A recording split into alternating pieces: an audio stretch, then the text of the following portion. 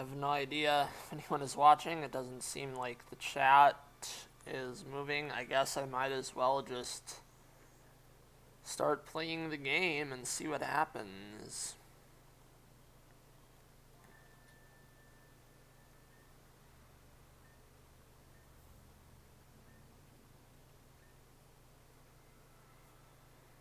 So this is Pokemon Tectonic.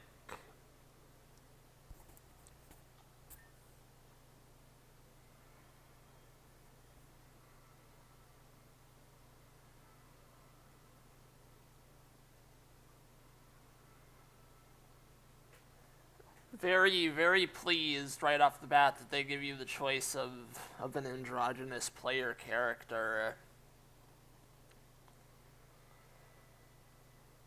Foxglove, welcome. Hi. Hi, friend. Hi, cutie.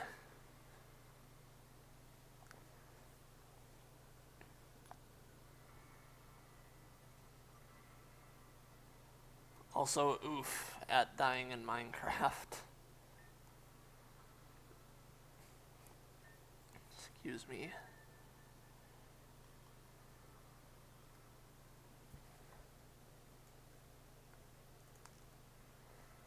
So yes, this is Pokemon Tectonic, a new Pokemon fan game that was recently released. It is open source, and they actually encourage people to like build their own stuff on top of it. Interestingly,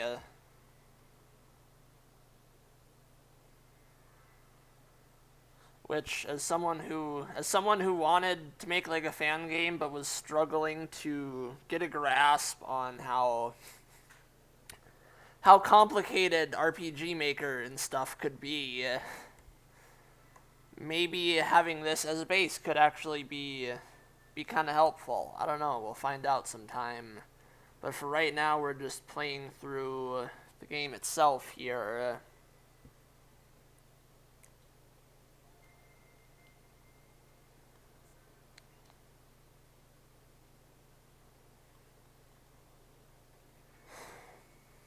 Another important thing about this game is that they have rebalanced a lot of things. Almost every Pokemon has like a new ability now.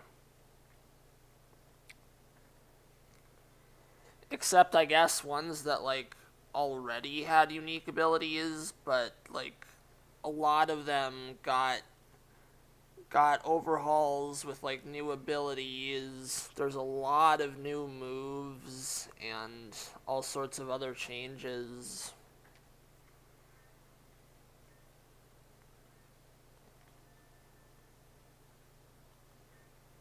If I remember correctly, their goal making it was to make every Pokemon feel more unique, giving them each like their own sort of play style. And apparently the AI for trainers also is massively improved.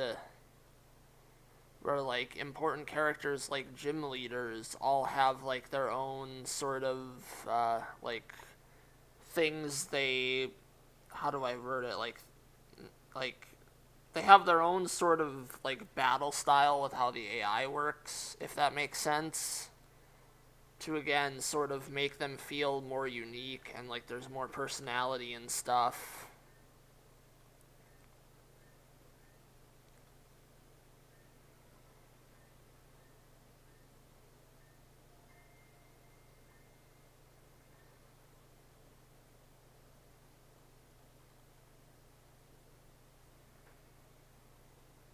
There's also a lot of other quality of life features, such as EVs and IVs have been revamped into a system called style points, where you just have a certain number of them by default, and you can just assign them however you want for free into your stats, instead of having to like breed for the right IVs and then grind up EVs. You can just assign them however you want right off the bat, apparently. So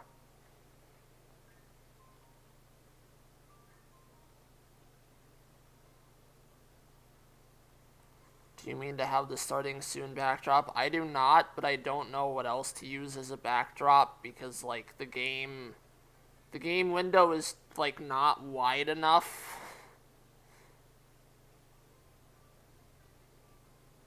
to like cover the whole thing. Oh wait, hold on. I can widen the window, but then that just does that. Basically just like oh, okay, there we go. Is that better?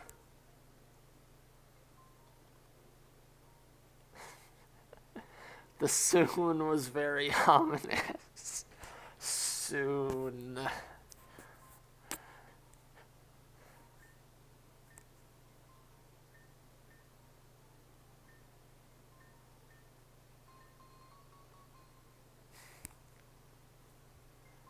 Honestly, I may have like literally forgotten that I can manually resize a window like that. Been using Windows all my life and completely forget about these kind of features. Just memory hold because there's like just so much else that I gotta keep track of.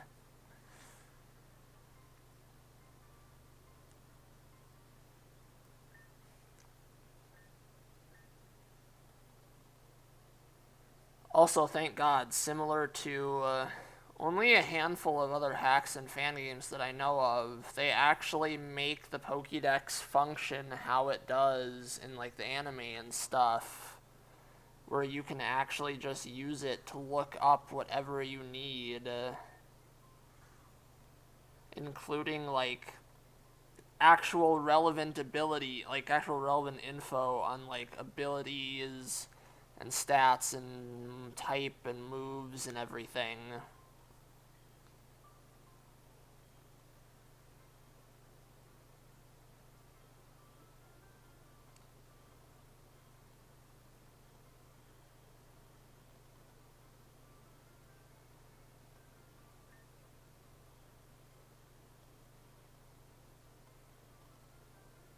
So we can see some of the new moves that the game has. A little bit of a tease for those here.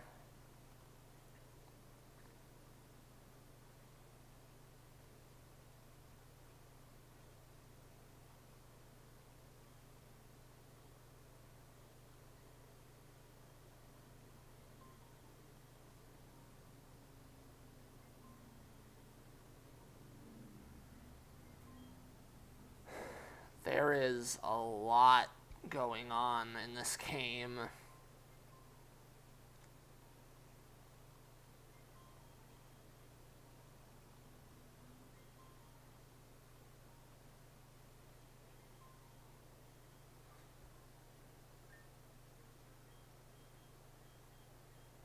We can also see what the ability is.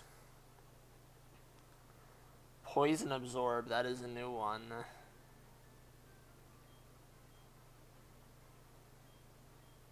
Charizard has Levitate now. Of course they made it Fire Dragon type.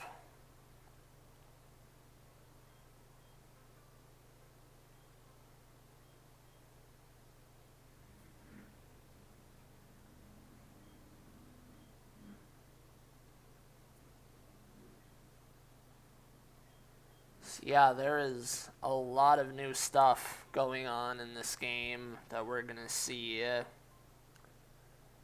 A lot of new potential strategies and stuff.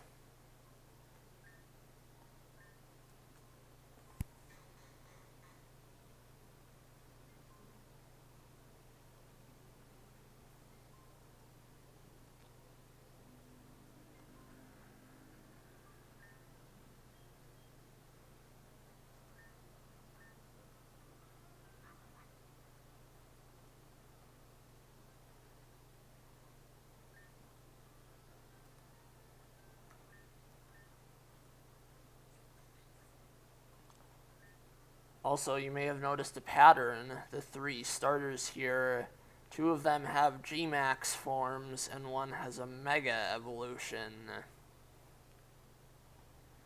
That will also be something important. Just keep that in mind, although they reworked some things. So that doesn't quite work how you'd expect.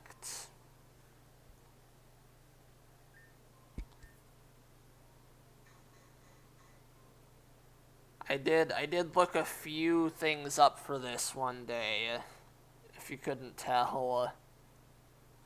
Definitely wanted to get some sense of what I'm getting into.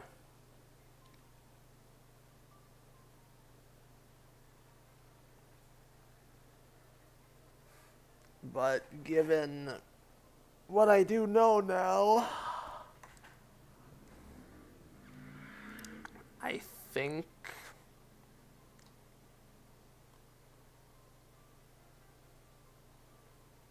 I might go with Krabby.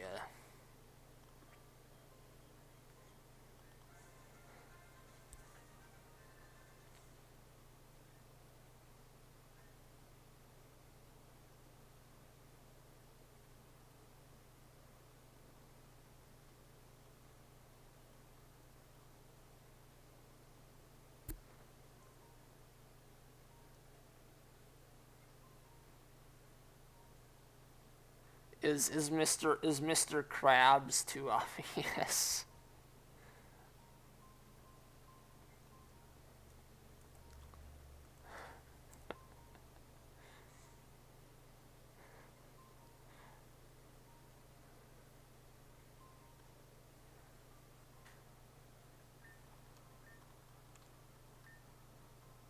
And then normal types. We also get a choice of normal types. I'm guessing there is a lot of doubles in this game. I am not entirely sure on that, but that would be pretty fun.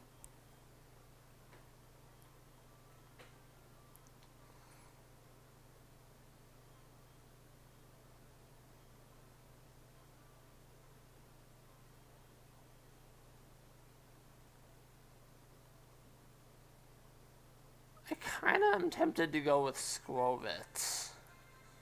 Never used that before. Unaware. Okay, yeah, I'm definitely going with that.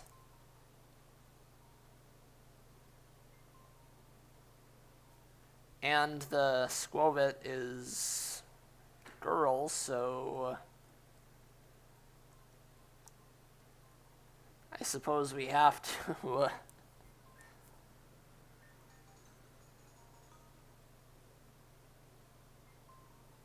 3D printer which automatically copies consumed held items after battles. Oh, so I don't have to worry about wasting consumable items then.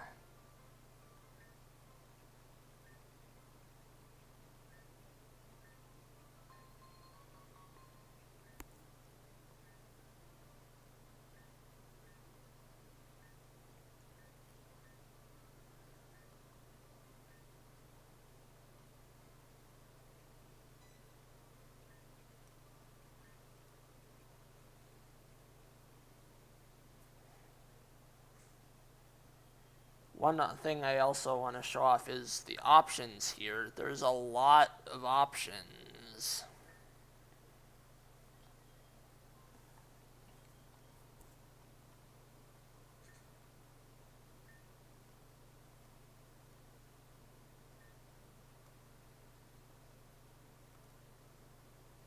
Text speed set to maximum. Let's see what the frame options we got.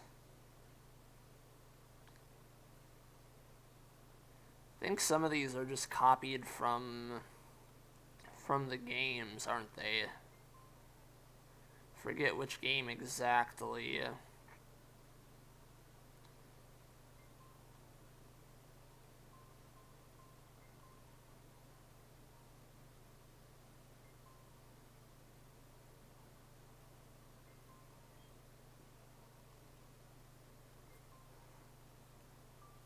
The menus apparently have more options, though.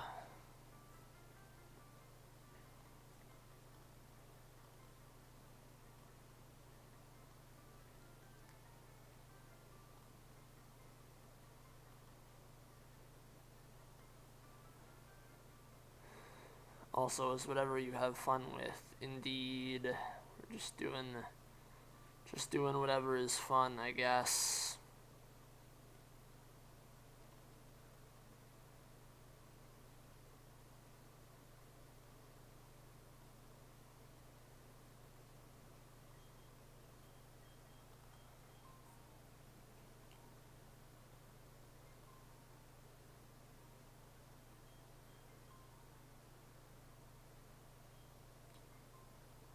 Oh, there's a dark mode. That is... Huh, that's kinda trippy.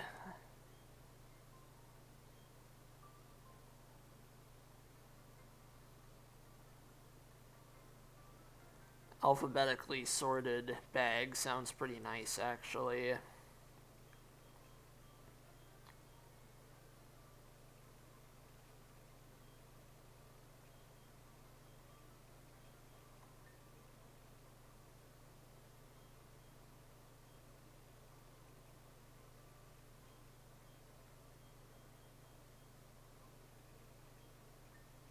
Overworld options, default movement, running. We're definitely turning that on.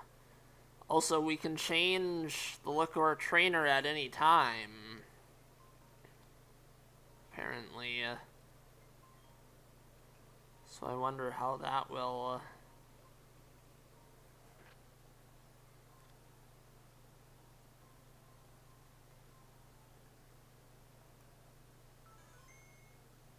Okay, Q is saving the game. Is that just an autosave coincidence?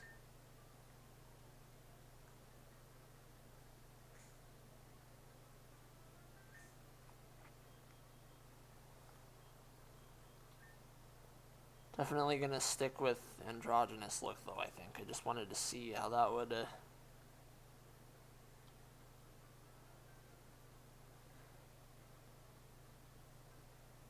So, I guess... gender fluid Pokemon trainer, kinda, technically. Pretty based.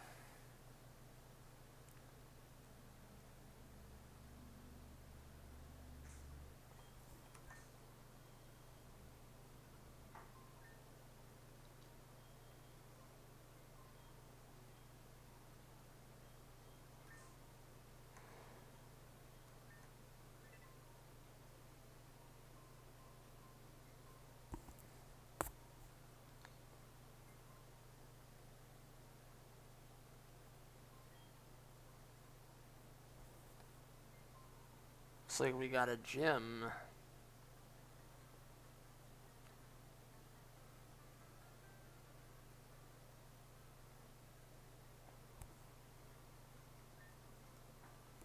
Door's locked. Shame.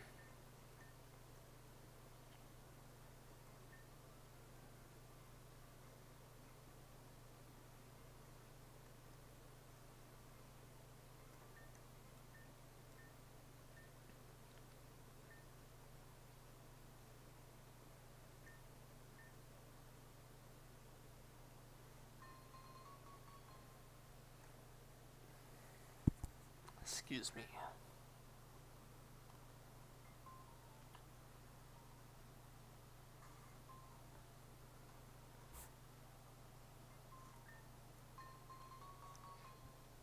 TM19 Safeguard.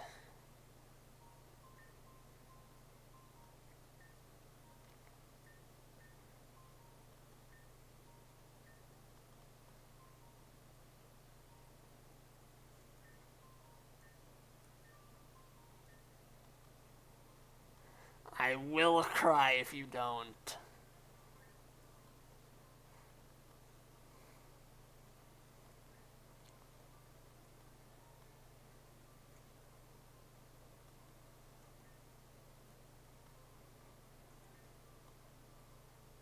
Wait, they got a whole ass vending machine in their house?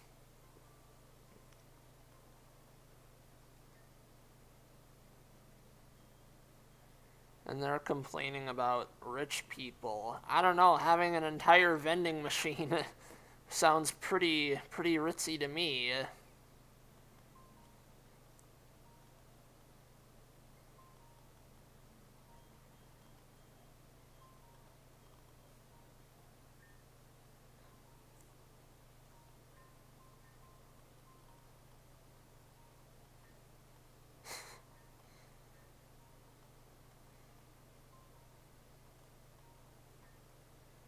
Really bummed that we can't watch the TV. That's one of my favorite little touches in the older games. Is like tuning into like the TVs and just seeing whatever random thing they decided to have playing on the TV.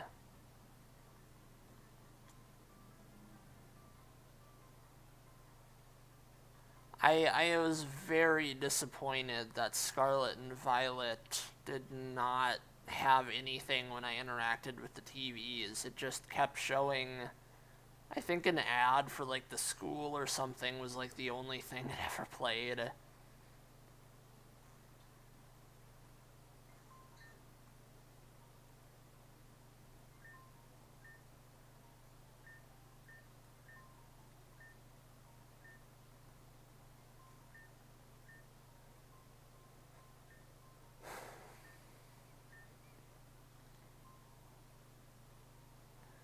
The old people complaining about foreign Pokemon.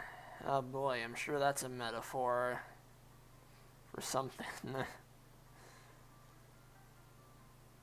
The damn Zigzagoon taking our gerbs!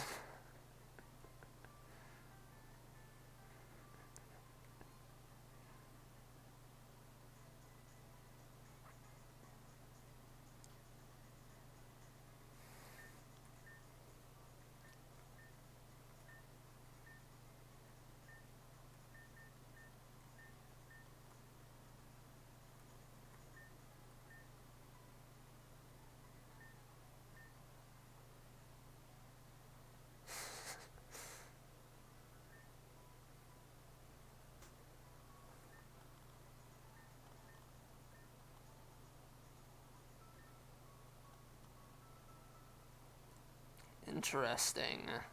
So here's the style points thing.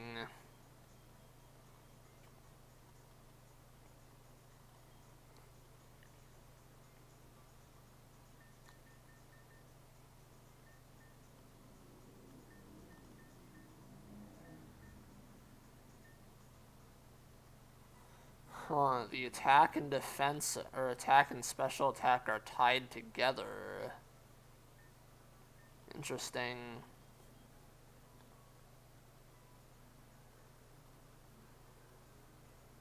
So I guess every Pokemon is intended to be a mixed attacker in this. That's, huh.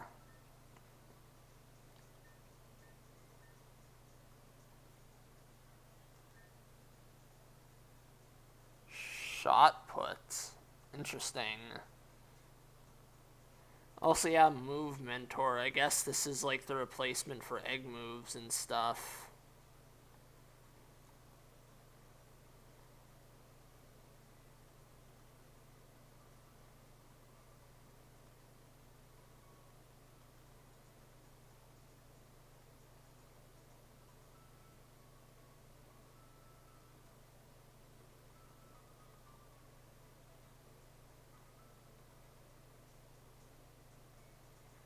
Actually, not sure which one to go for here. Might just hold off on that for now.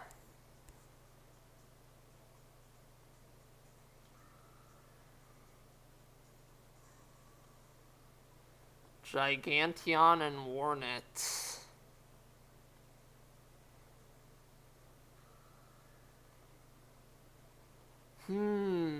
Something's up here.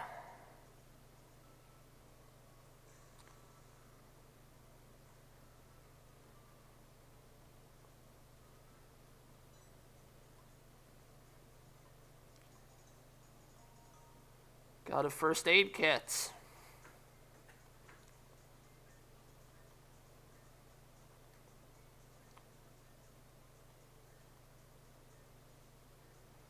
That's another feature that I remember at least one other fan game having that I really thought was cool and should be like more widely distributed. And ironically, I had the idea before I knew about that one. I also had a similar idea that I tossed around for my own thing. But the other fan game that had that, it was like some kind of refillable potion or something. And my fan game, my version was, well, one, the whole story of the thing was kind of very different at that time, and it involved like the player getting basically like the Essentia suit from XY, getting like something very similar, and that would fill in for a lot of other things. Like HMs would no longer be a problem because you would just have like the superhuman boosts from the suit itself. Like the suit would just give you like the strength to like push rocks around, or like to climb the rock climb walls, or to smash boulders and trees and all that kind of stuff. But another feature of that I had considered was it would have like the healing machine built in. So your Pokemon would just like automatically heal. I think it was like after every battle was the way I had it. And I kind of was worried that like people would complain that it was too easy, but honestly I see it as the opposite, where being so forgiving with it would allow me to make individual battles a lot more difficult while still being fair. But I think that the whole, like, you have a limited number of uses but can refill it at the Pokemon Center, I think that's like a decent compromise way to do it, is like you have to be careful with it, but you also still can just like refill it when you need to. I think that's a good medium to handle it.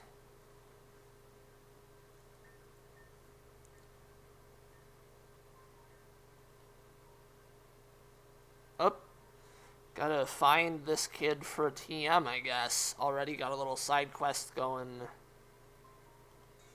Let's see what's in the grass. Electrike! Puppy! Not a good matchup for Krabby.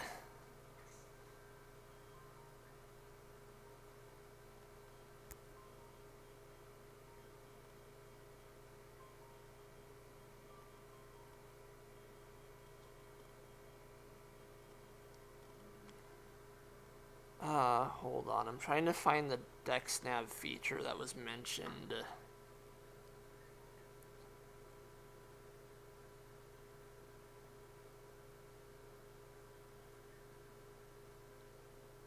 Available by level, that's not it. Maybe it's a thing I have to, like, unlock eventually. Oh wait, no, there's a separate option for it. Okay. So we've got, I think, Spritzy, Badoo, Abra, Rattata. I can't tell what some of these other ones are.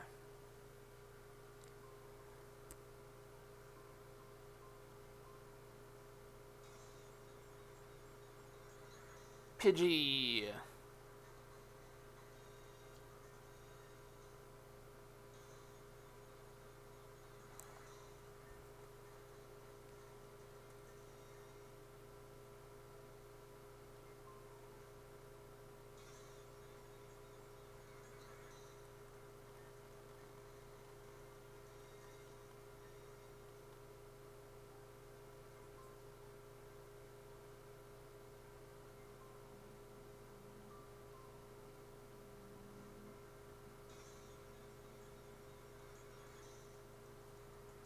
Oh, it's a Sinistea variant.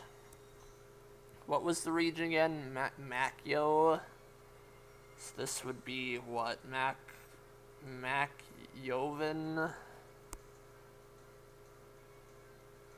Macchiovan, Sinistea?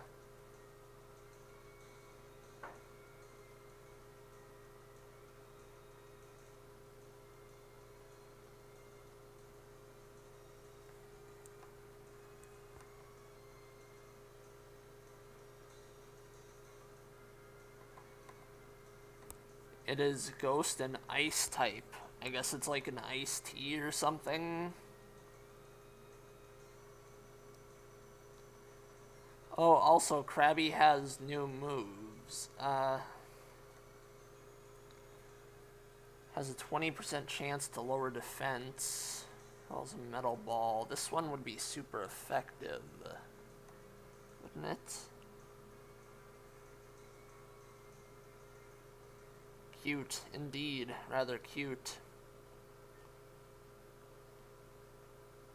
A step is a small change. Only 25% instead of 50%. That makes a lot of things I read earlier make a lot more sense if an actual stat stage is like less than it would normally be in the games. Like a stat step is like half of like a regular stat stage, I guess.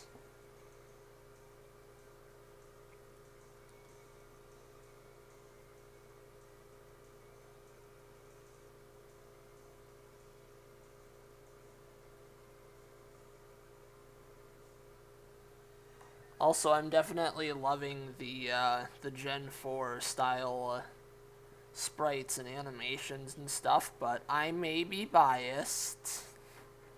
I am definitely a big Gen 4 apologist. Indeed, it's an iced tea.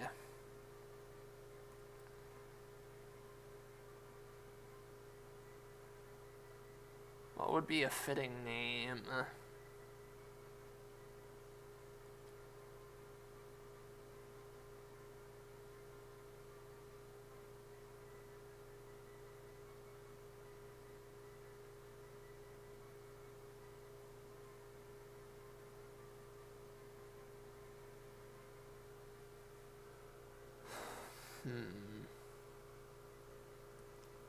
I can't think of anything right now. We'll just keep it as is. I was trying to think of like another SpongeBob reference or something.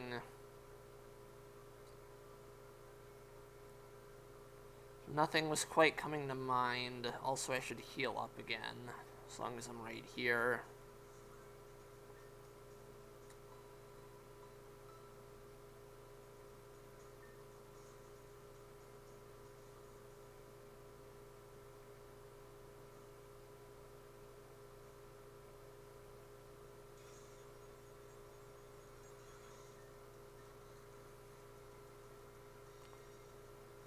Fascinate. That's a new ability.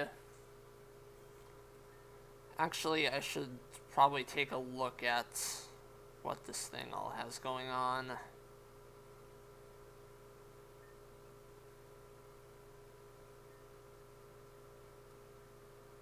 Traits allocentric. What does that mean? Has a 30% chance to frostbite targets when using special moves. Oh yeah, they also implemented the frostbite from Legends Arceus, as well as changed some other status conditions around. Like you might have noticed a mention of numbing earlier, which is basically like a nerfed version of paralysis, I think.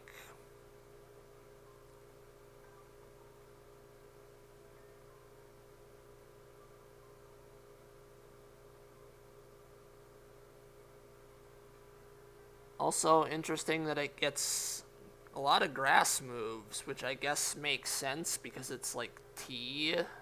So that's pretty cool. Pretty cool because it's iced tea.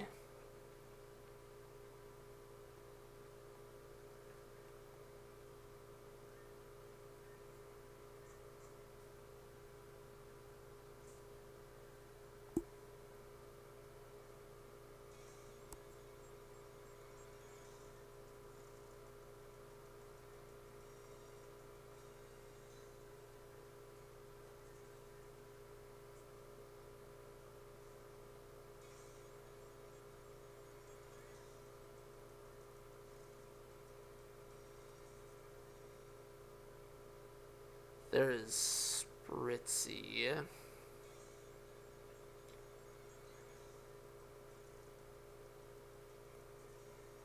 Another Pidgey.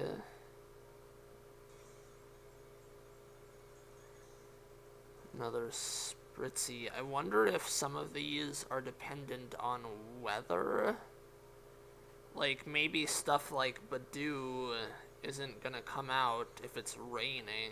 Maybe we would need for it to be, like, sunny or something.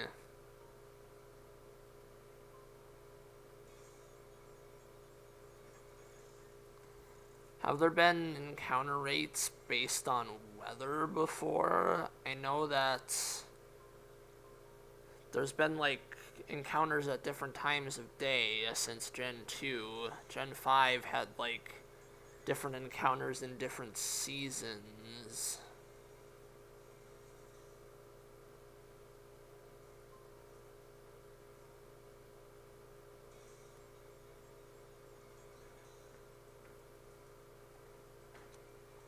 In Pokemon Go, but I don't know about base games. That's fair. Yeah, I'm trying to think if the base games have done anything like that. I can't think. Maybe Sword and Shield counts? I think the wild area operated on something like that, didn't it?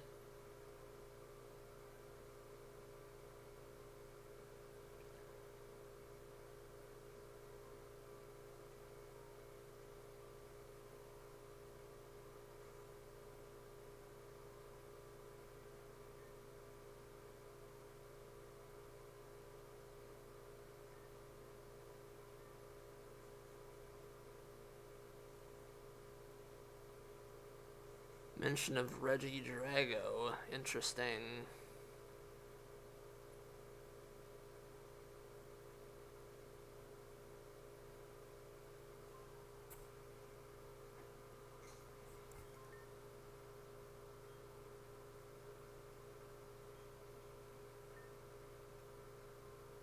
Okay, there is something going on differently here.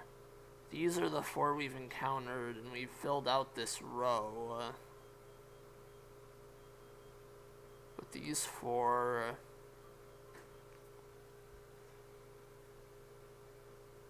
we can't find yet, I guess, for some reason.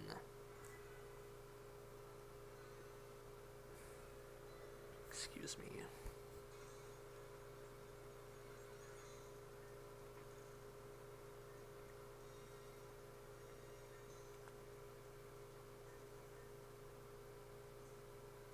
Open up again. Caterpie, Hoppip, Litleo.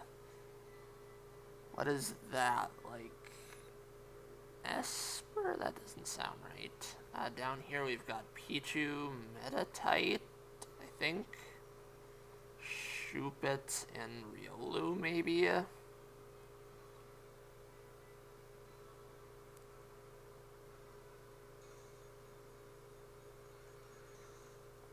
Impidimp, huh.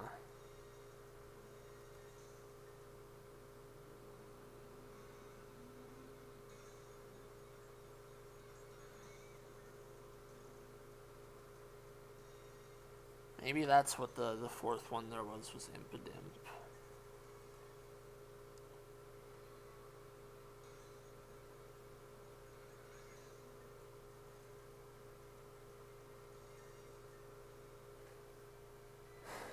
I'm also realizing that I have no idea.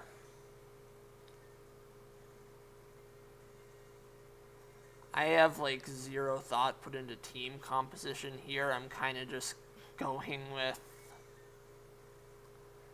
with whatever is like new or looks fun to use, I guess.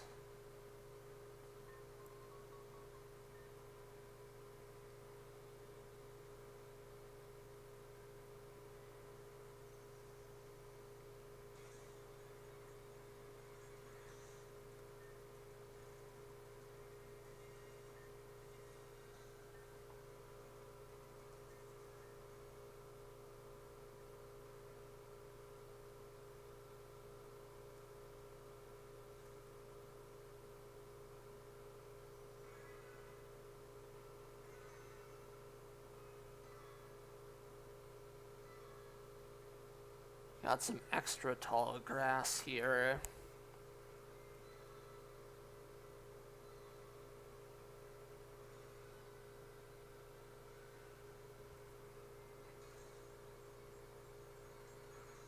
Metatite.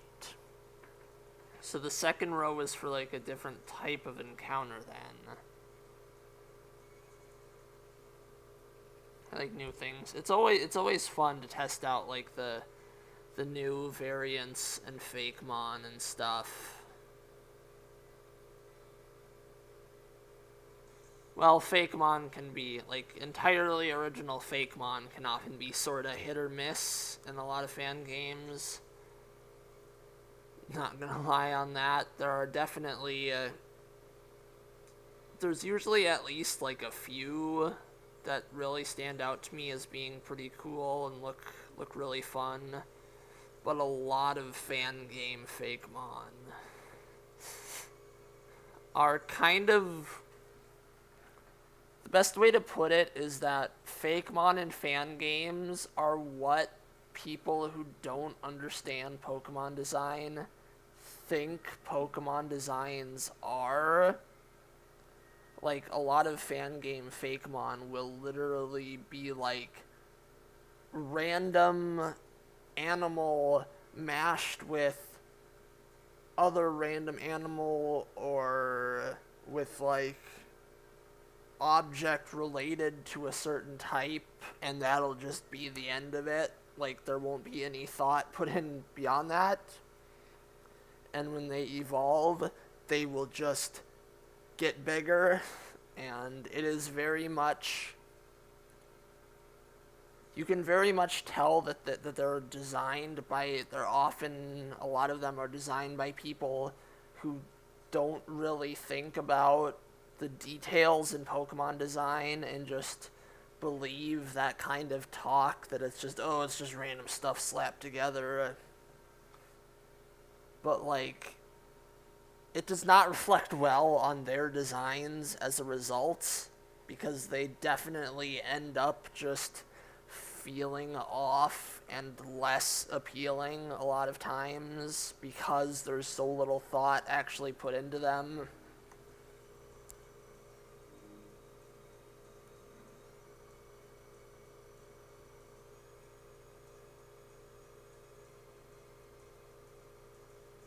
Whereas Pokemon go through, like...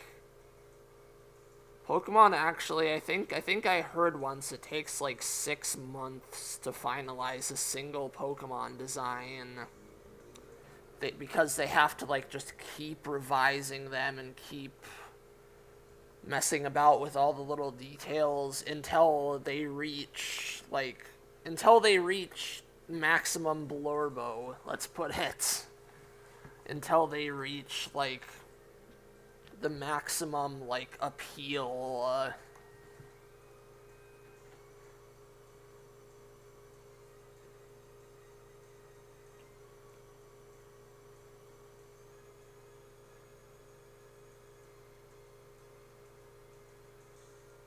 Exactly. It's a good thing to, like, keep working on it, keep refining it until it's, like, I don't want to say perfected, because, like, nothing's perfect, but, like, getting it as good as they can.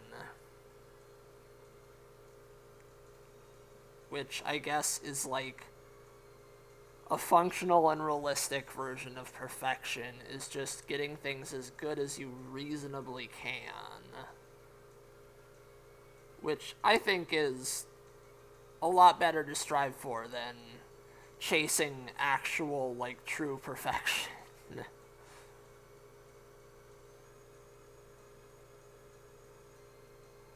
I think there was a quote about this somewhere. I forget what it was from, but it was something like, if you chase, like, perfection, then you have two options. You either just keep chasing it forever, or you have to at some point admit... You have to, like, at some point convince yourself that it's good enough. at which point you also run the risk of, like, not improving anymore. There's definitely, like, a balance to be had.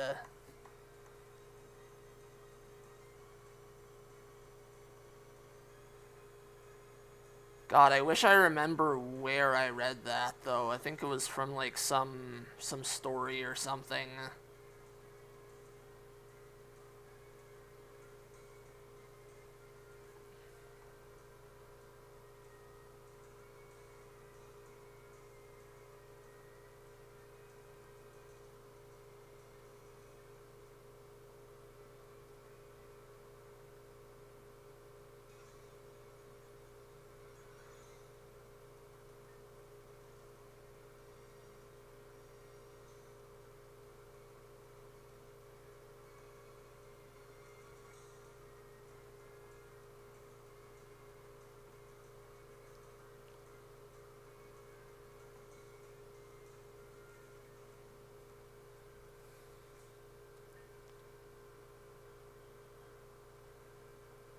Yep, they're all accounted for. All the babies are accounted for.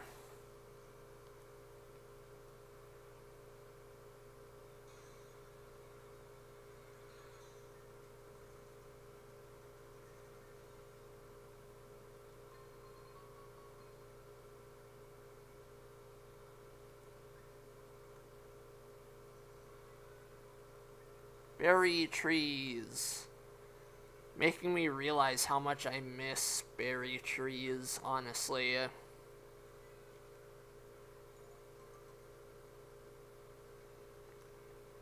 Huh, a new berry as well.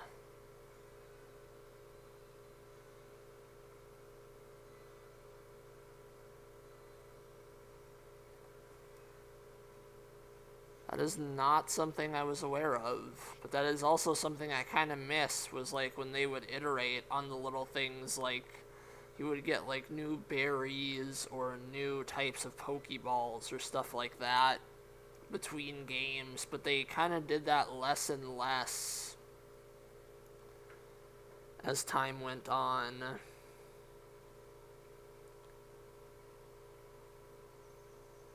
I want to say the last time we got a new type of Pokeball,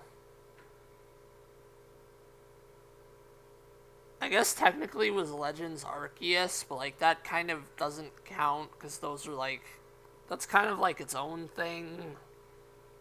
And unless we can like eventually somehow get those same Pokeballs in like the main games, I don't know if I want to count that.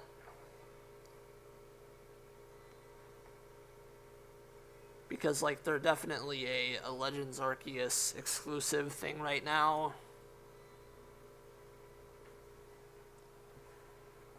But I think the last time we got a new type of Pokeball that's actually like existed outside of a one-off spin-off is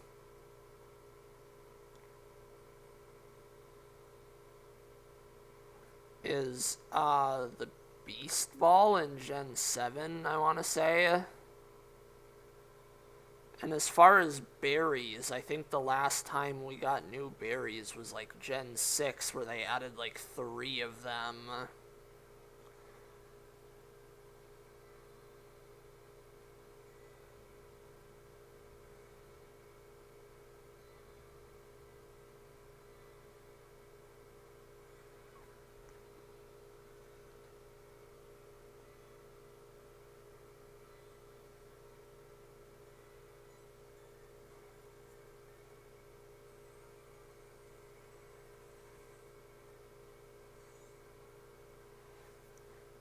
Also, yes, I'm going to consider Legends Arceus a spin-off game. I have had people try to argue that it's a main series game, but then their arguments about what qualifies main series versus spin-off still would mean that Legends Arceus would be a spin-off, even by their own logic. It's just clearly people being weird and stubborn and wanting to make the game feel more quote-unquote validated or whatever than it is, because I guess being a spin-off somehow makes it lesser, and it needs to be a main game to be a real Pokemon game, or I don't know, some weird fan logic.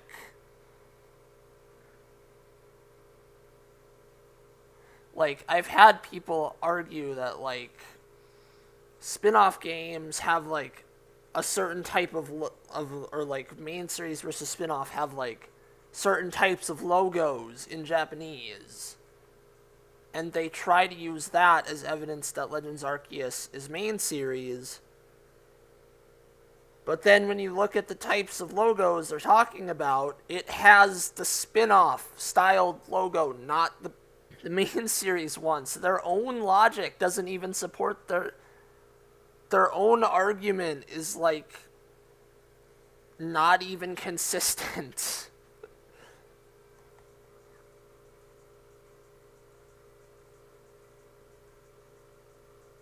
Yeah, spin-offs can be really good, and I definitely think it's one of those weird gaming culture things where there's, like, this sort of purism almost, where spin-offs are seen as inherently lesser than, like, the main real games in a franchise.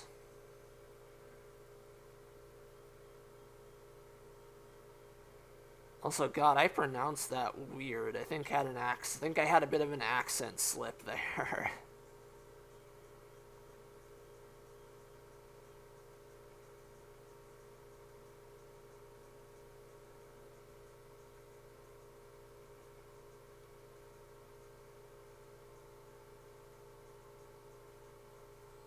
But yeah, as I was saying,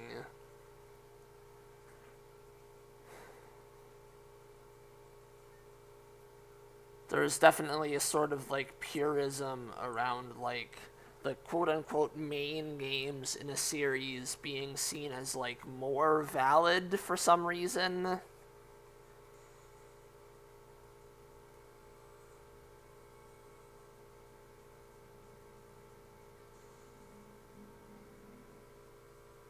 But that's just gamer crap. There's always going to be some sort of gatekeeping. If it's not gatekeeping, like, main series versus spin-off, then they're complaining about the being, like, the complaining about the difficulty being too easy, or they're complaining about,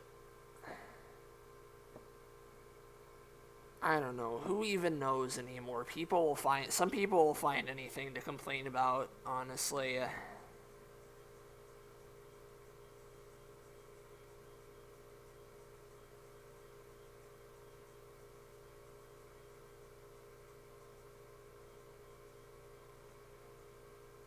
Like, don't get me wrong, I'm not saying that there's not, like, a place for difficult games, but it's definitely become this thing that's, like, pushed really hard as a game being bad if it's not, like, absurdly just unfair and punishing and tedious and annoying. And it's like, why though? Why do we need to, like, try and fit every game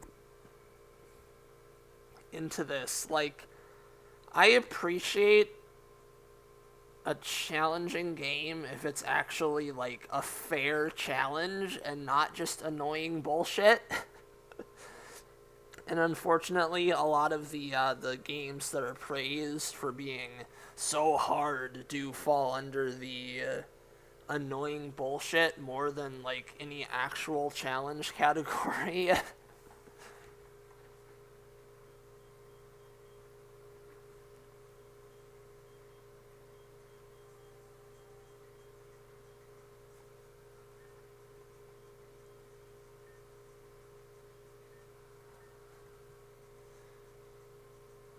But even when it comes to games like Minecraft that are kind of, like, really chill by their nature, people still really push for more and more difficulty to the point that, honestly, the game kind of isn't fun anymore.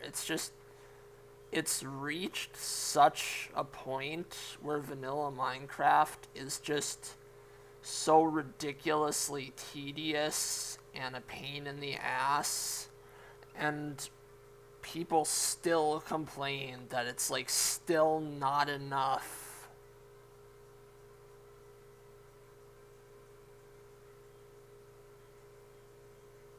It's at a point where people have somehow convinced themselves that Minecraft is not supposed to be a creative sandbox game and is supposed to be judged by, like, survival game standards, when the first version of the game was creative mode.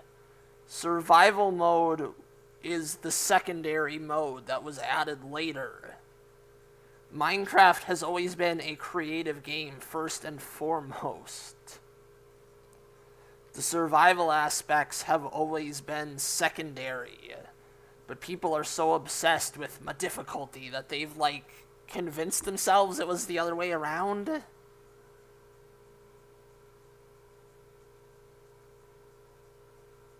Let alone, like, hardcore mode and shit, which barely even actually changes anything. It's literally just the regular hard difficulty with one additional stipulation that your world just deletes if you die. That's all hardcore mode is. It's just a slightly more punishing version of regular hard difficulty. But of course, it's good YouTube clickbait, so now every single Minecraft video has to be, I did this impressive Minecraft thing, but I'm going to devalue how impressive, like, my build or whatever is by also blatantly lying that I built it in hardcore mode. When they obviously did not build it in hardcore mode, because all that would do is make it take longer and be more of a pain in the ass. Which no one is going to do, especially YouTubers that need to pump out a new video, like, every day. They are not going to do something that is going to make the process take longer. They are going to build shit in creative and then just clickbait that it was totally allegedly hardcore mode. Like, their job depends on not making any more work for themselves than they already have.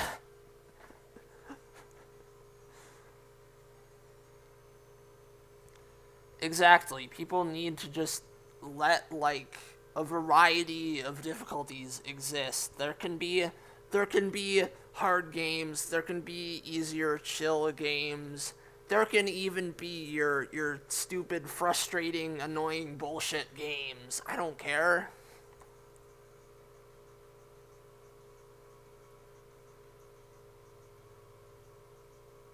Like, why not just let people do whatever?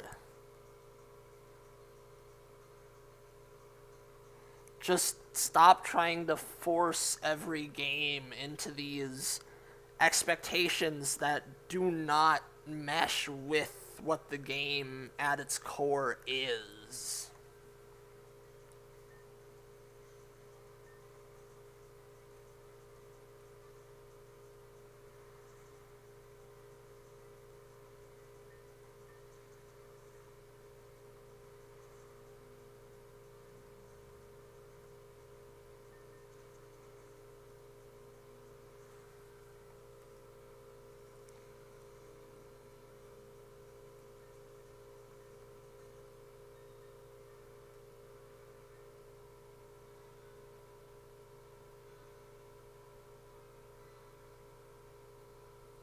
I think it was Tumblr that reblogged a thing about how difficulty options are an accessibility necessity.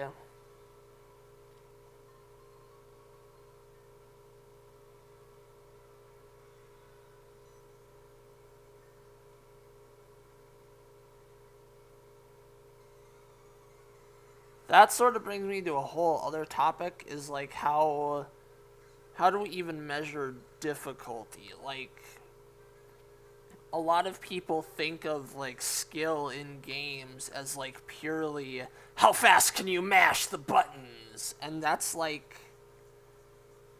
yeah, that's obviously something that's going to favor people in like going to favor like young kids in perfect health over anyone else.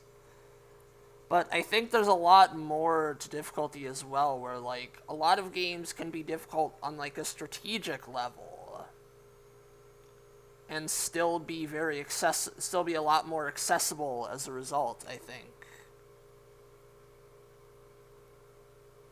There's also the issue of like difficulty of like when we talk difficulty options, I think most people jump to like, oh, just have like easy mode, hard mode, but like I think like more specific options would probably be better. Like Mario Kart 8, I think, was a good example of this. How they added like the, what was it, like the auto accelerate or whatever. Like it is hard to go back to old Mario Karts now without the auto accelerate, because like even if it technically makes the game easier or whatever, it just makes it more fun to not have to like jam my thumb down on the button the entire time. Like, there's no skill in holding the A button the entire time anyway. You're not losing anything by making that a little bit more easy and forgiving.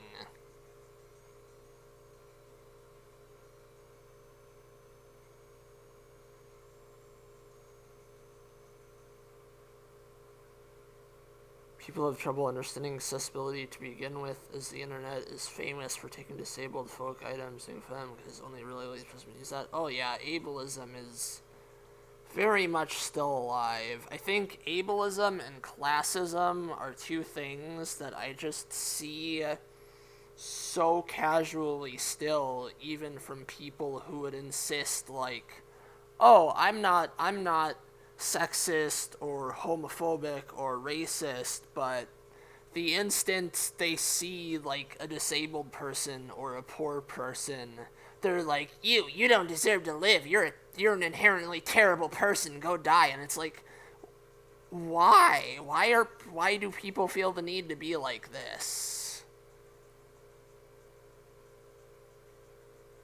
Like, ableism and classism are just so common and so casual still, even among like circles that claim to be like accepting and progressive and stuff.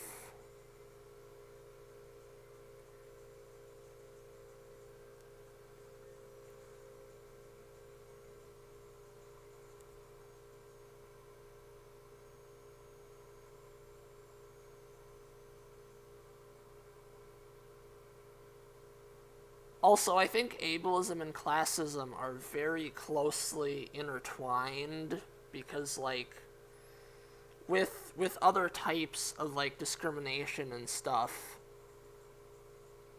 they do technically also still like affect your ability to like work and make money to live, but it's like it's possible to put things in place where like discrimination on those grounds can be made a lot harder. But like with like disabilities and stuff, it directly affects your ability to work quote unquote real jobs and to make the money to live in a way that like is a lot more complicated and time consuming to accommodate, I think. So they're like very closely intertwined, I'd say, of like disability issues and like general poverty issues. They very much play into each other in like a very intertwined, direct way.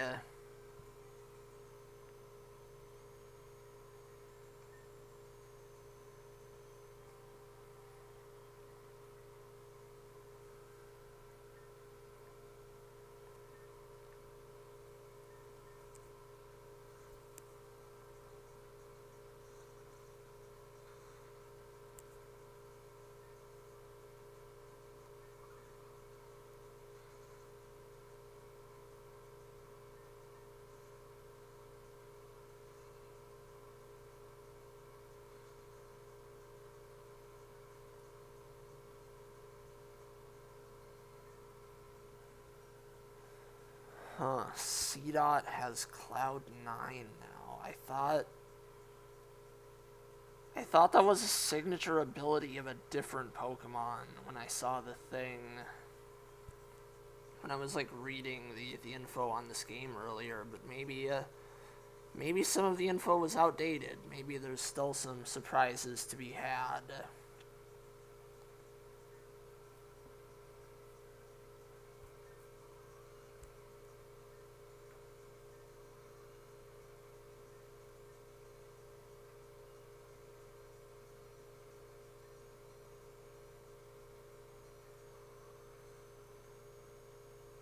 Holy, that did like nothing.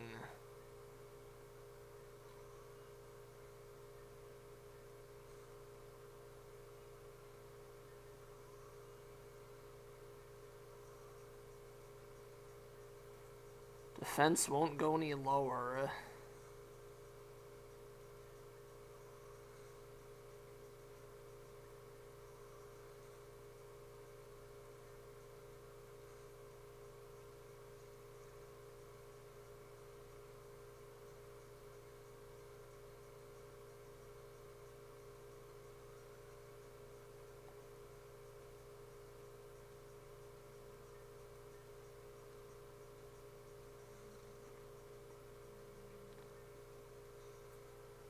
I think I need to pay more attention to the game. I have been focusing so much on like the conversational side of things that I have completely Also, do I not have a bag?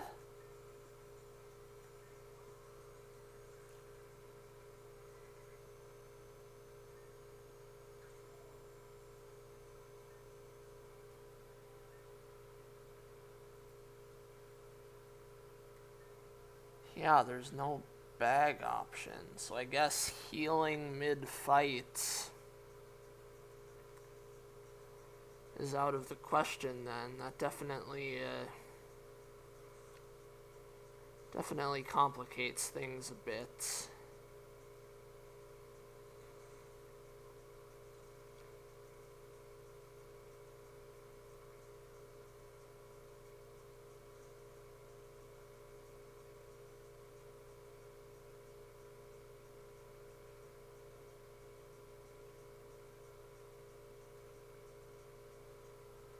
Hold on.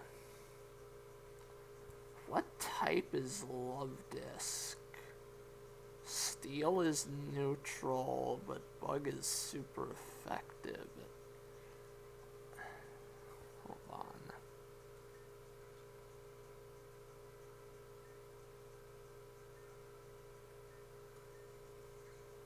Water Fairy. So Fairy... Oh wait, no. Steel is neutral because water resists it, I think. But Fairy is weak to Bug now, I guess?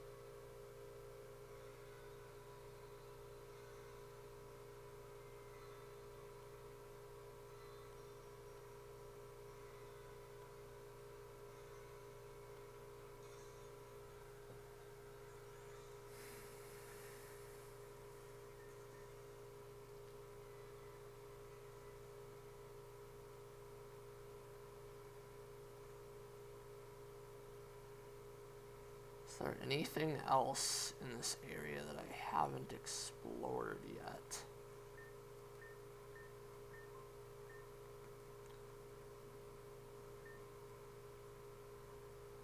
Ah yes, time to blow up a rock. Just smashing it with like Pokemon strength is no longer enough.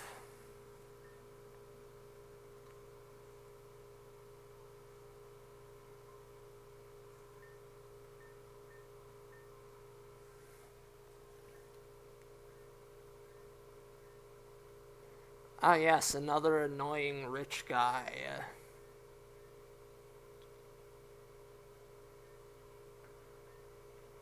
Only thing he cares about is the stock market.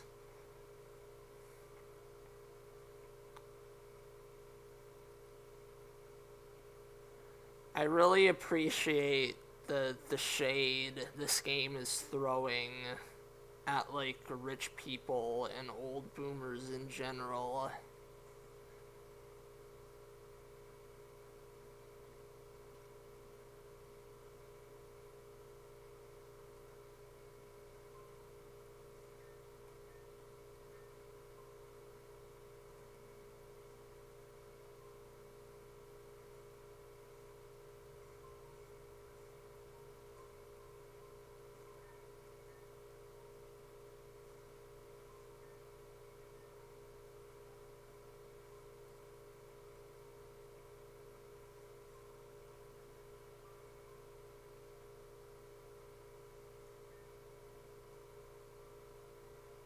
Hear a strange noise from behind it.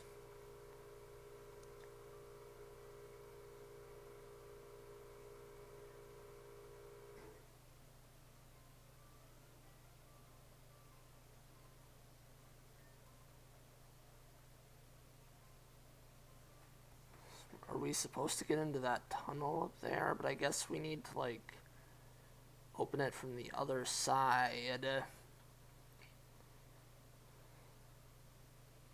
Then we need explosives from in that tunnel as well to get in there.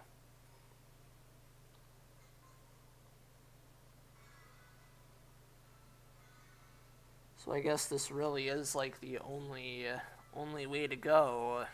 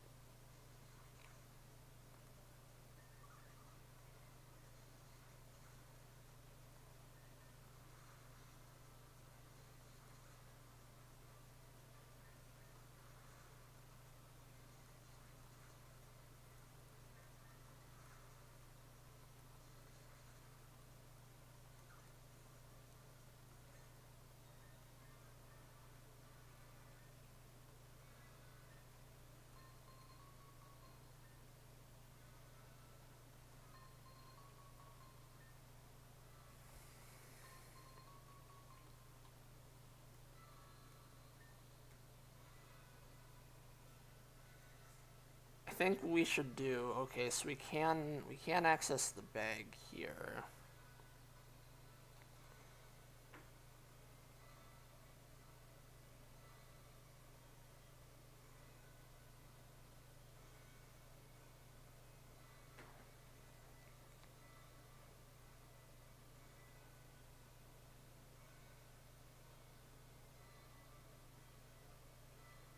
Which of these would be best for Skwovet?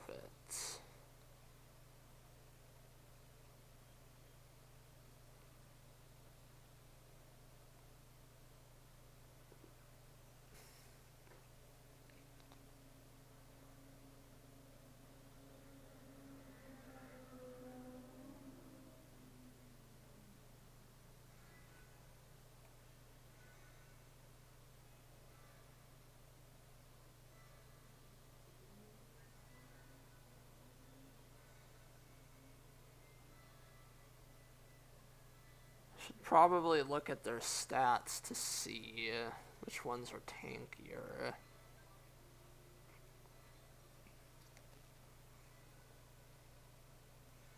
Oh wait, it was ignoring its own leers, I bet. That would explain why that was doing so much nothing, even after like bottoming out their defense.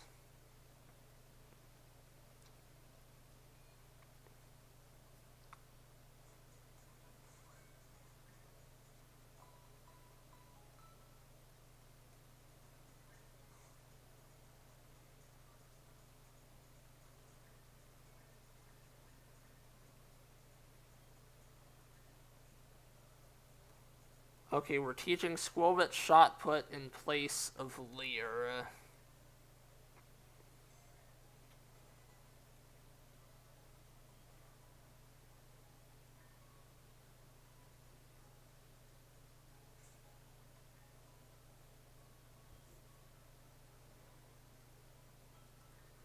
And then let's check like their stats and stuff.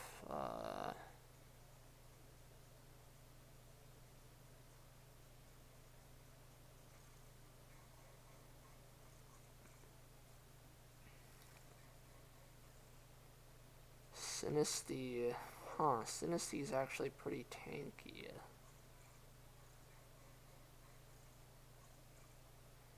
Skwovet's stats kind of suck now that I'm looking at it.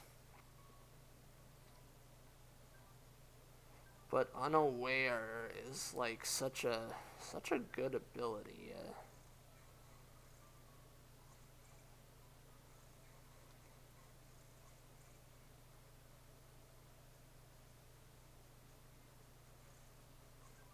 But it doesn't really have.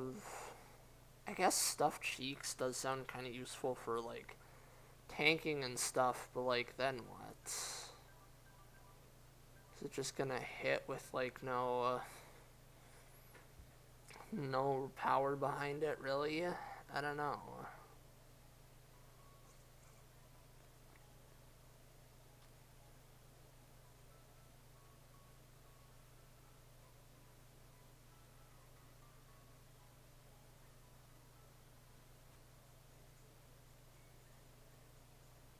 Definitely might give Krabby Citrus Berry, then we'll give Skwovet the new berry.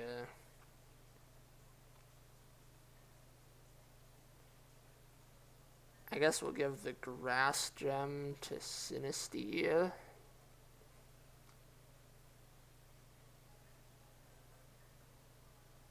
None of them can learn Safeguard.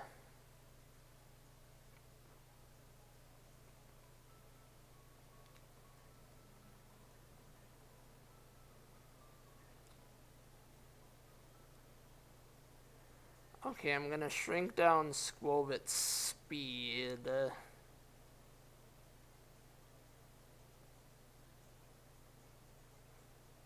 And we're gonna pump up the HP.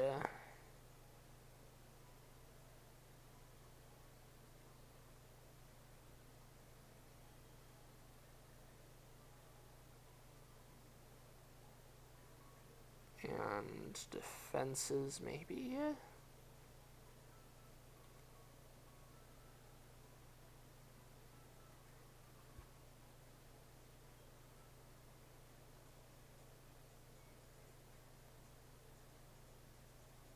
Suppose then we can cut some HP and defenses from the others.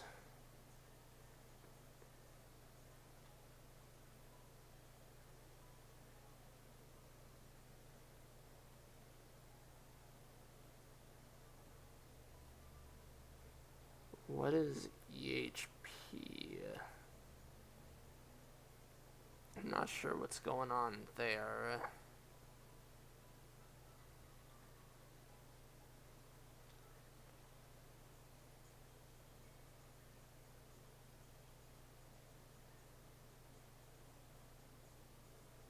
Let's go with something like this for Krabby, maybe.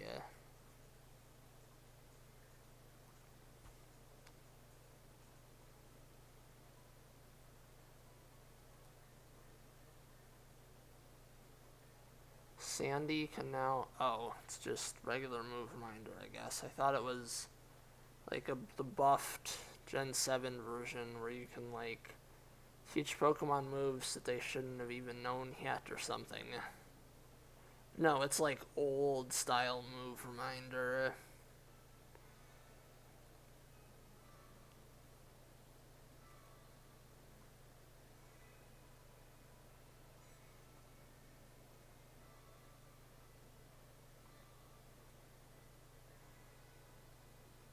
We usually have a follower Pokemon if they're looking to battle. It cuts all the awkward eye contact stuff.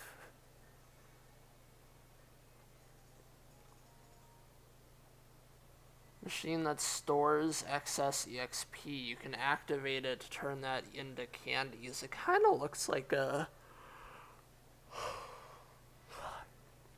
Kind of looks like the Pokeblock dispenser thingy.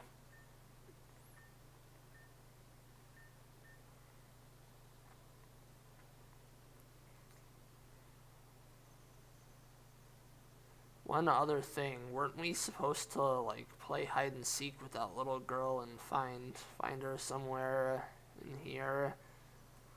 I have no idea what I'm supposed to be looking for in that regard, though.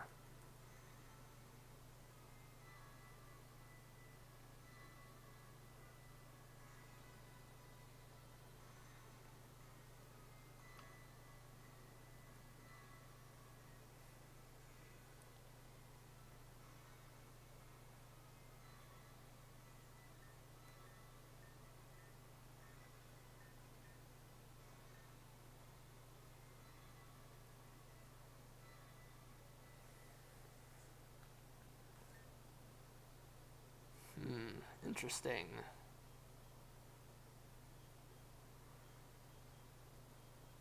Weedle, Starly, Stunky. Crap, what's the new Scarlet Violet spider Pokemon called? Is that what that is? Rockruff, Ralts, Mareep.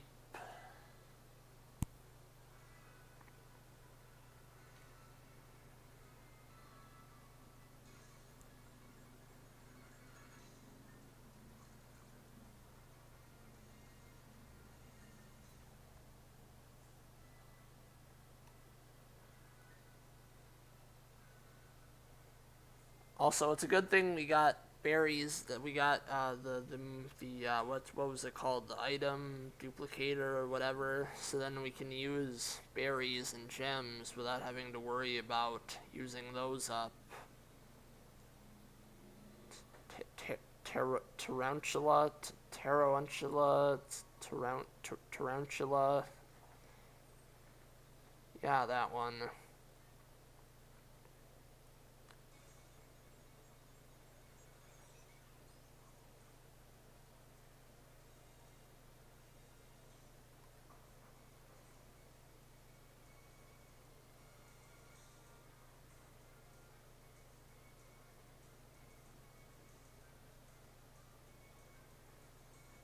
Yeah, Squovit is not very good. Even with all the investment into tanking, it is getting thrashed.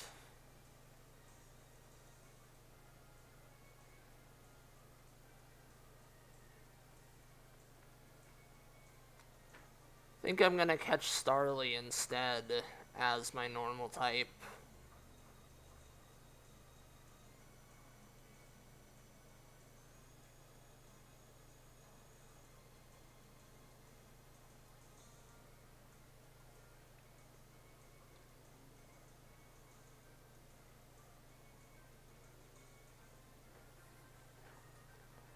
It is Burb time.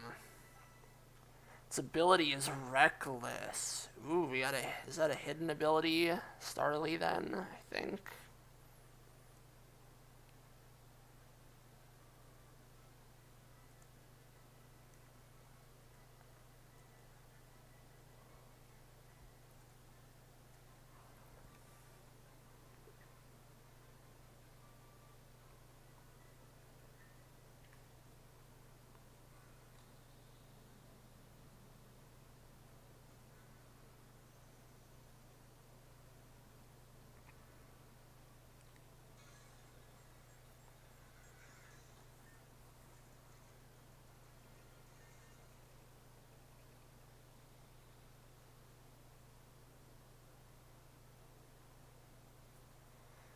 But yeah, honestly, Squovit is not very good.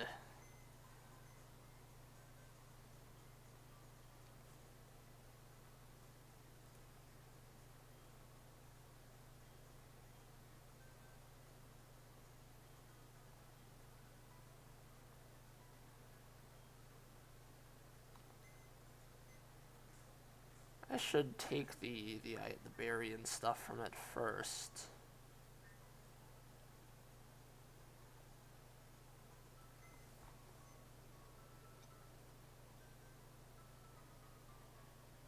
So what does Candy exchange? Release this Pokemon in exchange for candies. Should I?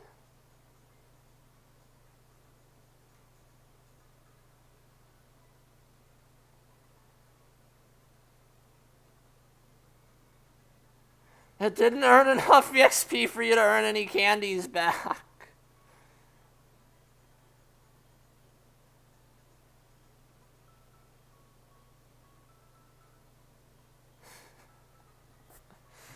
Well, that was pointless.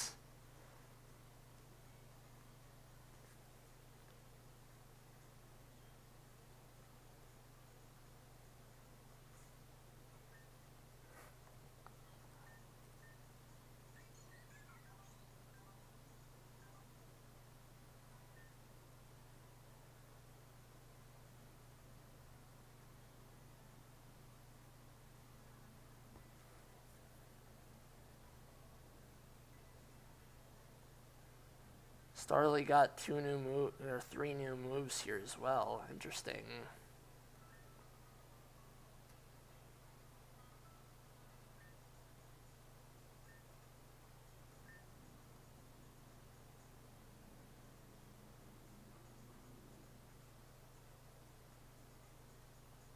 Performance Analyzer. I guess that's like that's related to the EXP thing, I'm guessing.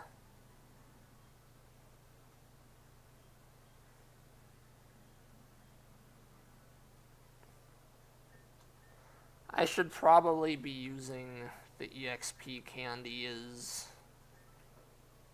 It seems like this game is going to be a hard one where I will actually need to use everything it gives me.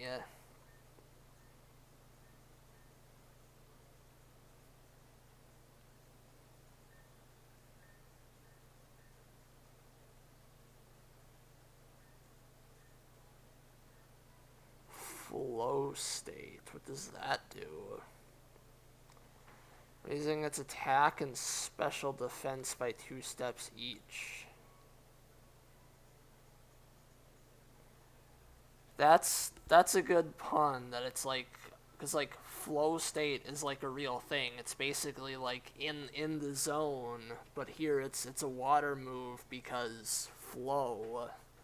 I appreciate the pun.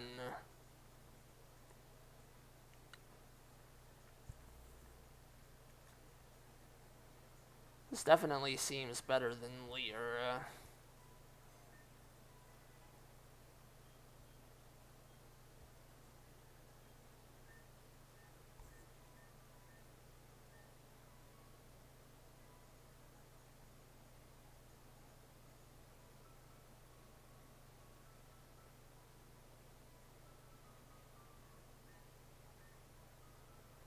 Then Starly is gonna get Lear, and we're gonna replace Dazzle's lowering defense.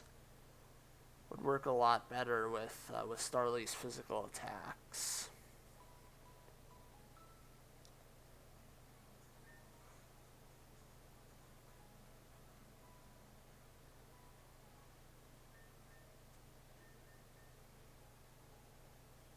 Oh, Mr. Krabs has something they're able to win. Lear.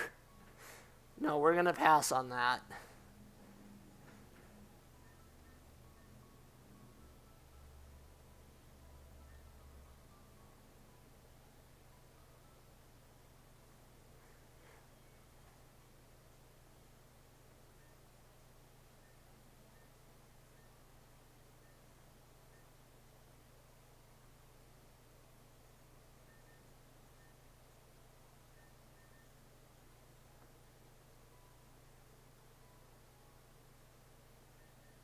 What happens if I just go all the way down to 0?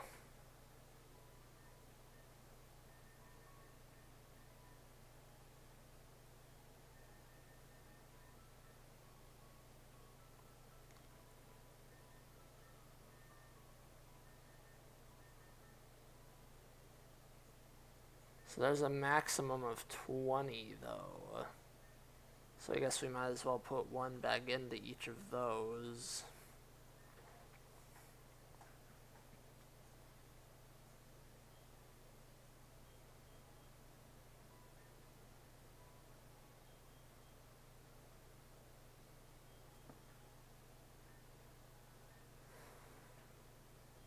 I think I'm going to keep the other 2 where they are.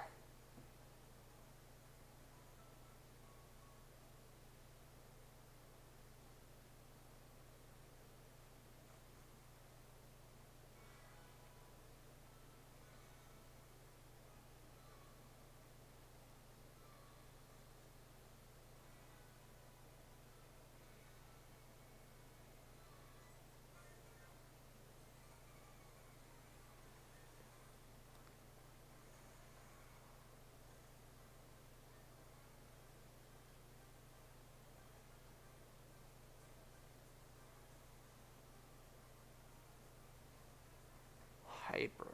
Interesting, so a 4 times super effective is marked as hyper effective now. Interesting. I wonder what a 4 times resist is labeled as.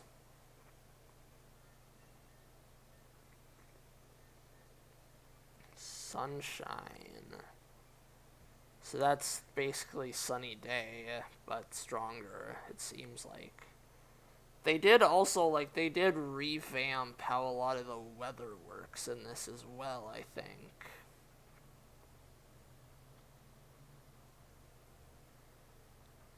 It doesn't seem like we really benefit from that, though.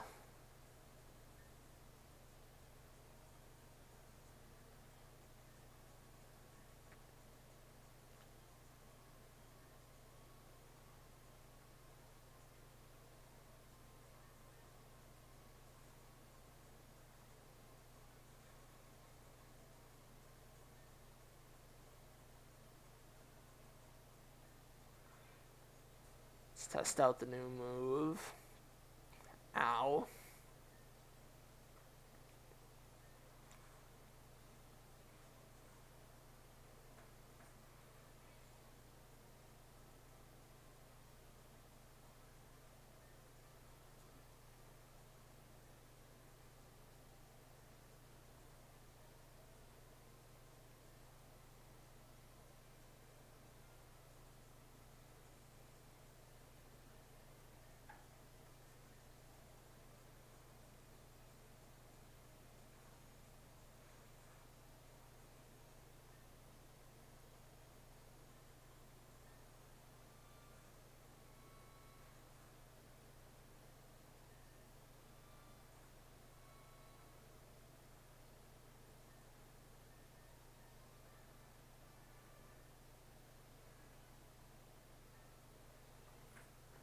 Also, it seems like it gives the "you perfected the fight" message to me, and you didn't lose any Pokemon.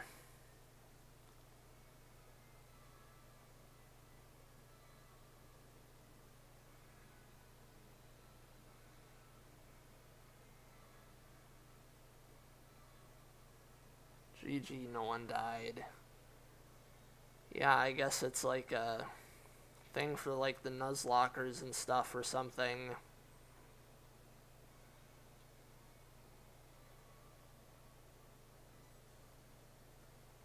Oh, I thought I was going to grab that item. I am definitely not in a condition for this.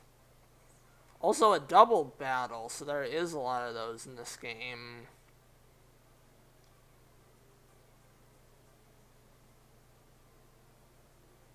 Level 15 too. I'm gonna forfeit that. Which, apparently that's also a thing we can actually do in this game, is forfeit the regular trainer matches.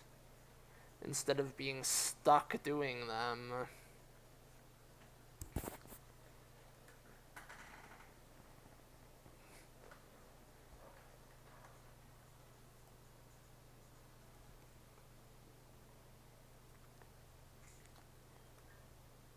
And that does, like, send us back to a Pokemon Center, apparently, as if we lost, which could be handy.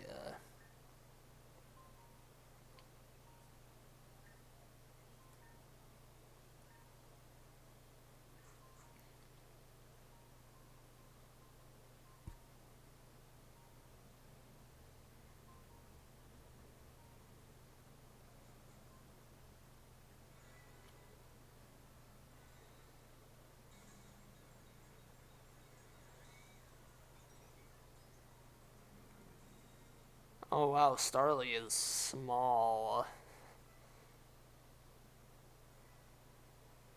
We got a very small burb on our hands.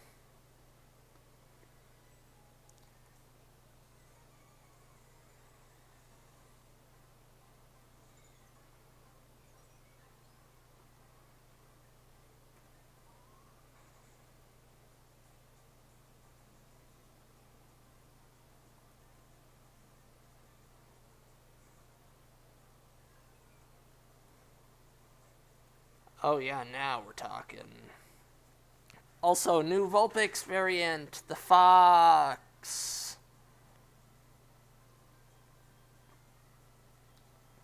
It is Ghost type, so Quick Attack actually won't work, and neither will the new fighting move.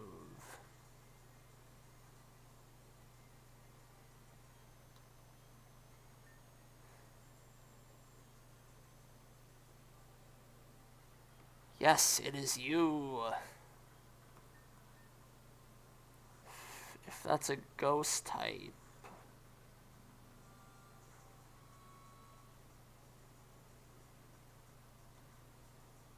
Turned into gold. What does that do?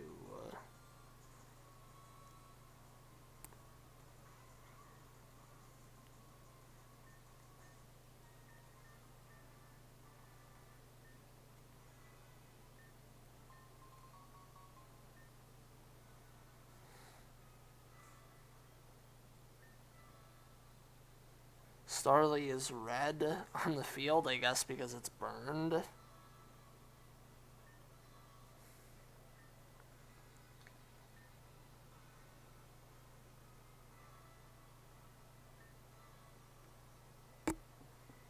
For an opening area, this sure is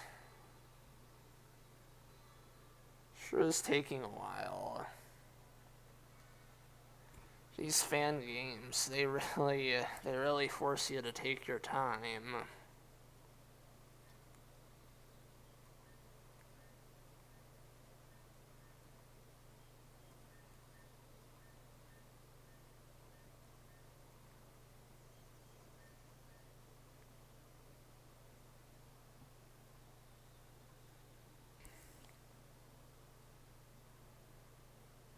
Does burn do damage on the overworld like poison? That's gonna be annoying.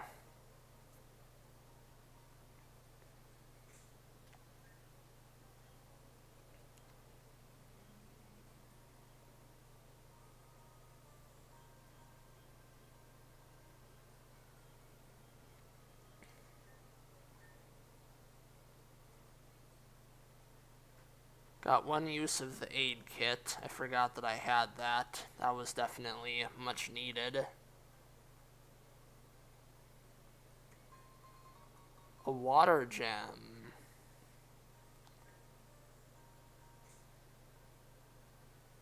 Definitely giving that to Krabby.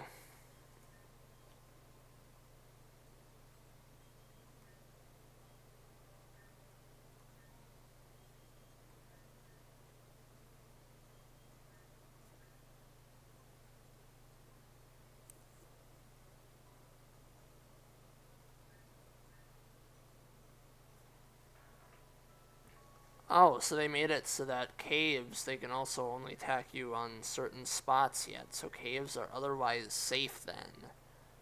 That is a change that I am okay with, honestly. That makes caves a lot less annoying. There is a lot of quality of life features here that I am really enjoying, that I feel like most people would be complaining about making things easy, but like the battles themselves can be a lot harder when the game is otherwise a lot more forgiving.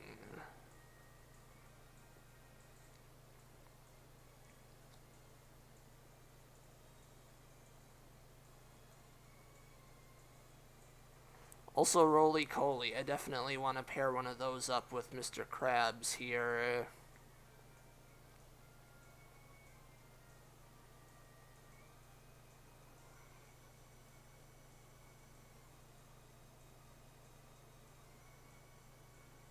Fuel Hungry. That's a new ability. Huh. So maybe that doesn't really go with Mr. Krabs very well then. It still has steam power as the other ability. Steam power definitely seems like a better ability here.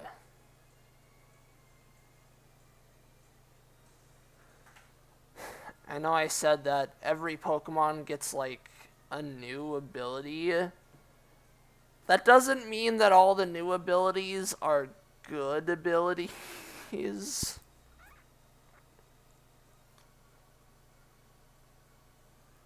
Like boosting your attack by 30%, but then lowering it 25% every time you use a physical move.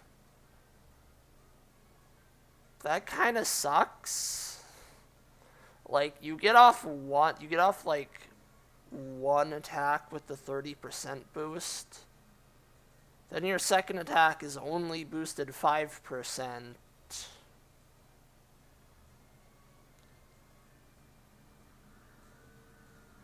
And then you're doing less damage after that. That seems a bit risky. I could maybe see some sort of strategy around that, but Steam Power seems like a much better ability, much more consistent.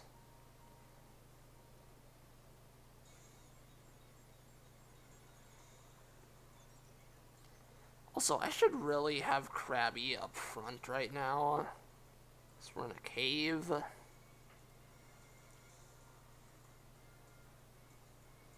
Ouch.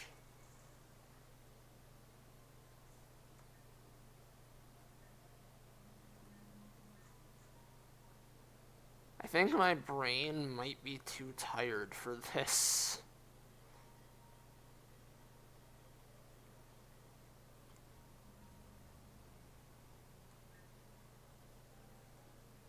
Like, there are a lot of things I'm needing to remember for this.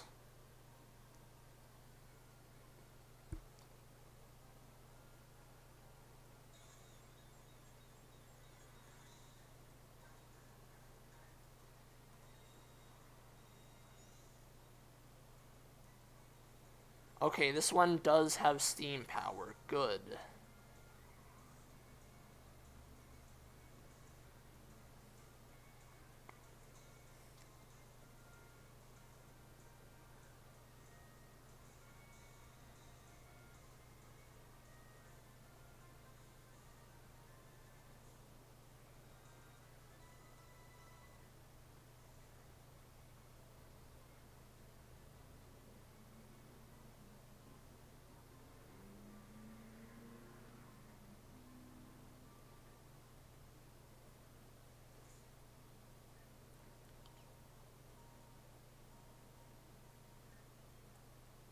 might switch Sinisty up since Mr. Krabs is kind of at low health right now.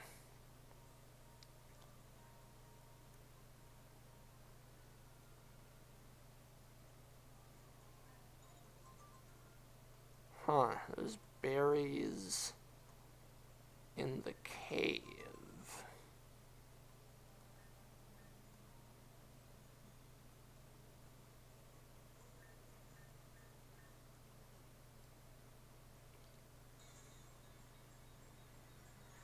Phanpy! Mud has its own set of encounters, I guess. God, I kind of want to use Phanpy too, though. My team is filling up too quickly.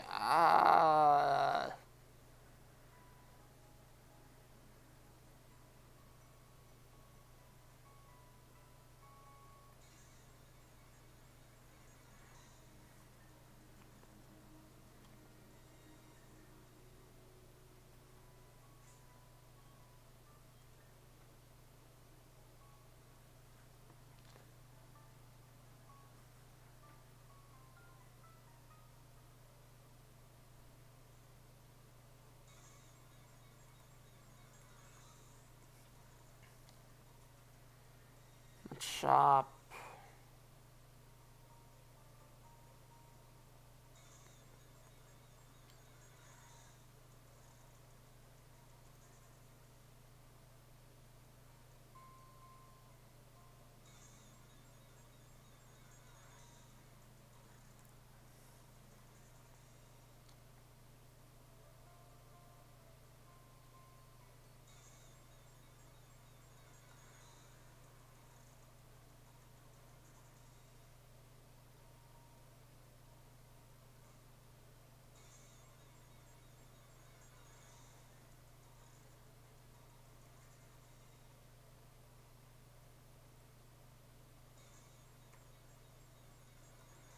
Trapinch. The pinchy.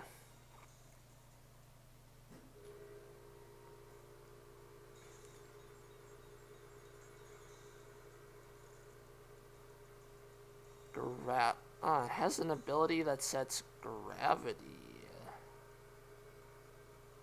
That's interesting, actually.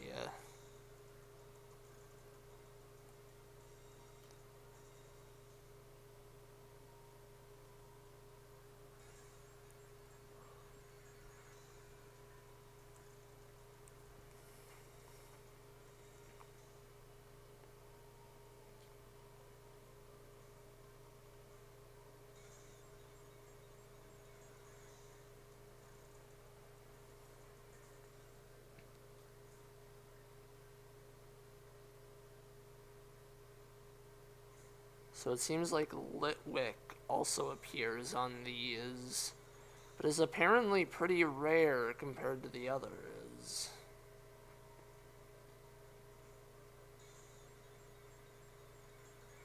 Okay, there we go.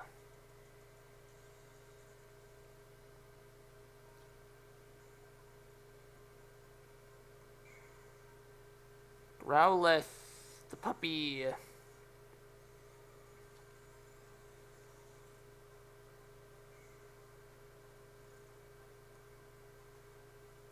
Growlithe still has Intimidate, of course it does.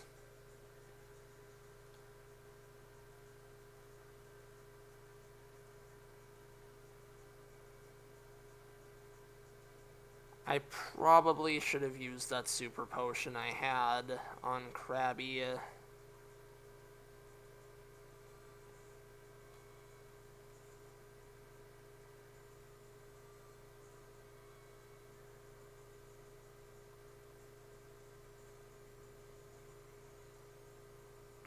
Shoodle.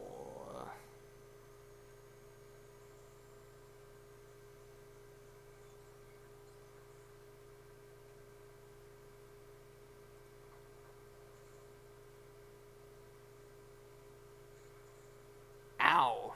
Rock attack. God, there are so many new attacks in this. It's, you really never know. what they're gonna throw at ya.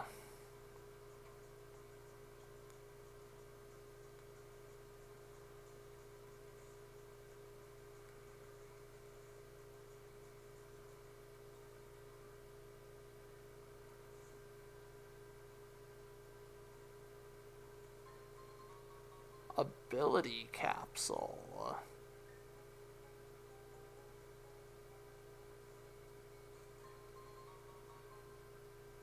Big mushroom.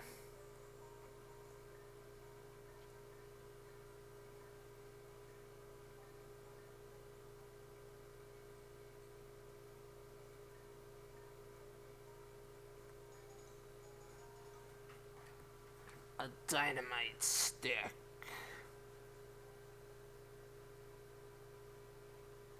Oh yeah, we finally made it all the way around. Sure, why not?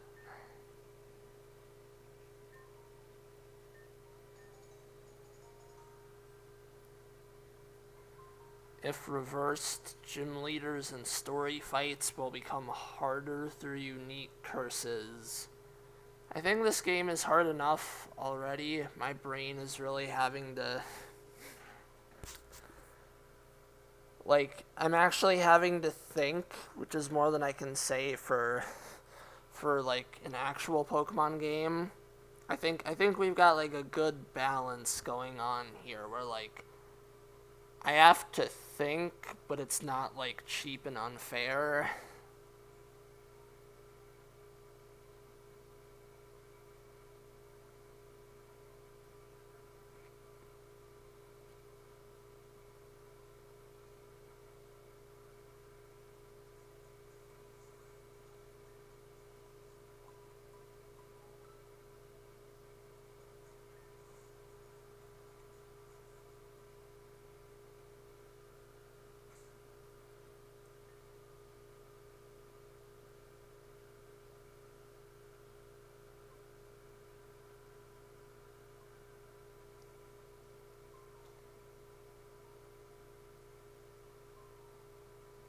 Never did figure out where that kid is hiding.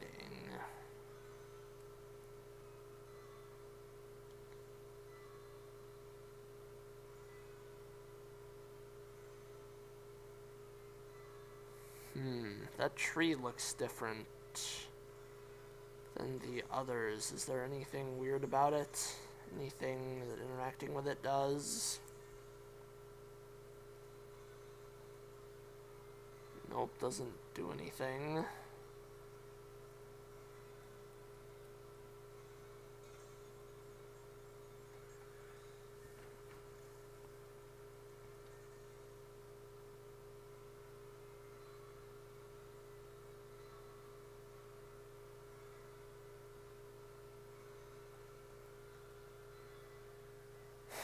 Yeah, I've completely forgotten.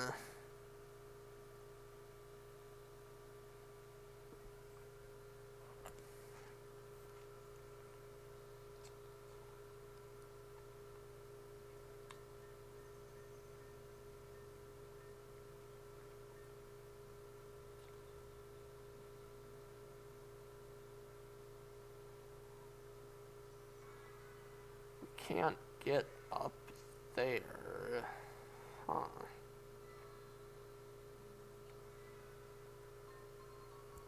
Oh, there was an experience candy there.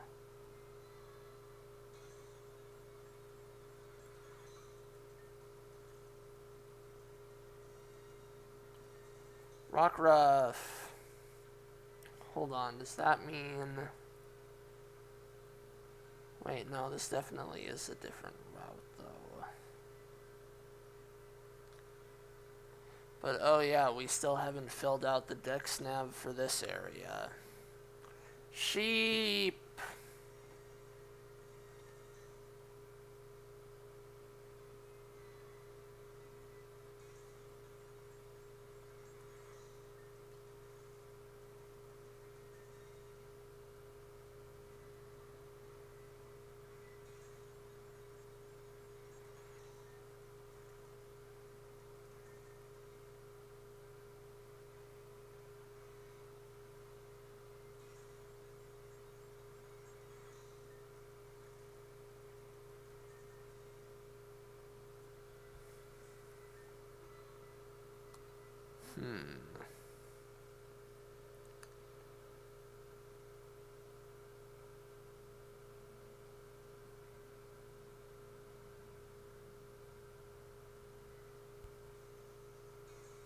I don't think there's any way to get over to that area. I think it's just purely decorative.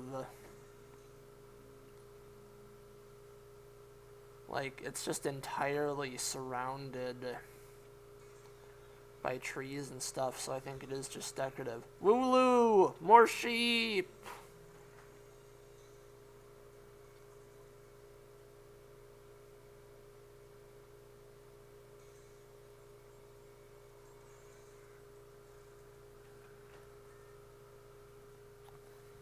Sheep are indeed babies.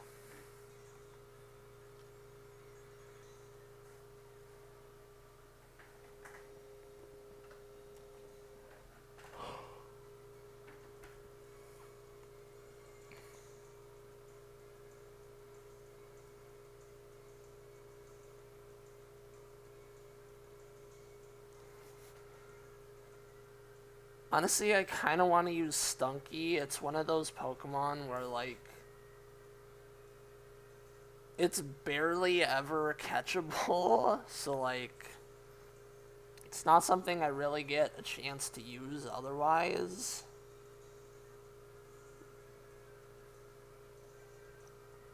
I think the only game where it's, like, catchable in the story is, like, either Diamond or Pearl, one of the two. It's because it's one of those weird situations where even Platinum doesn't have some of the exclusives. That was like a weird thing they were doing there for a bit, where like you would need all three versions to actually get every Pokemon, because like even the definitive one would have like a few missing. For Emerald, I think it was like one of either Solrock and Lunatone or Mawile and Sableye. I think Emerald only had like one of each. I think. Maybe I'm misremembering on that. But Diamond and Pearl to Platinum was kind of worse about this, because like Stunky and Glameow were not in the Platinum encounters. Misdreavus and Murkrow were not in the Platinum encounters, I think.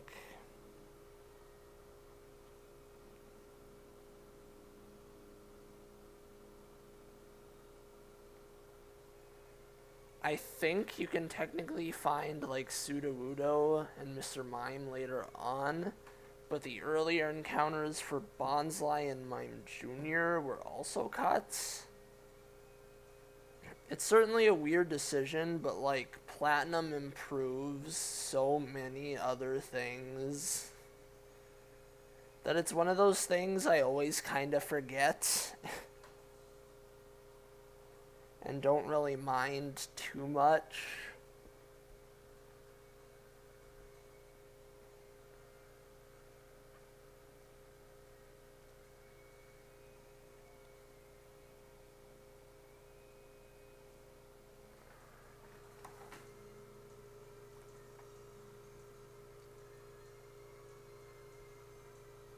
Definitely think I'm going to use Stunky since I've got the opportunity now.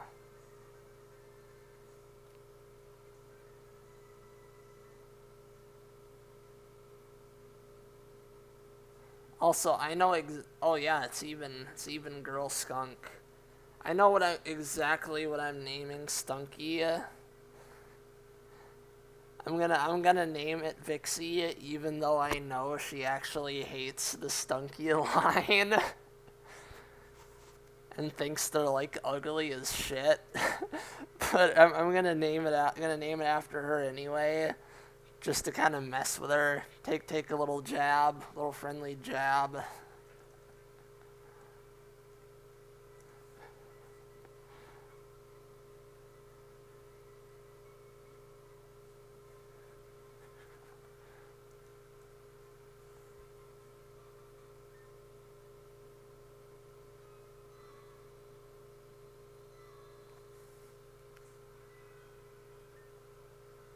Our drink has been poisoned. That is not good.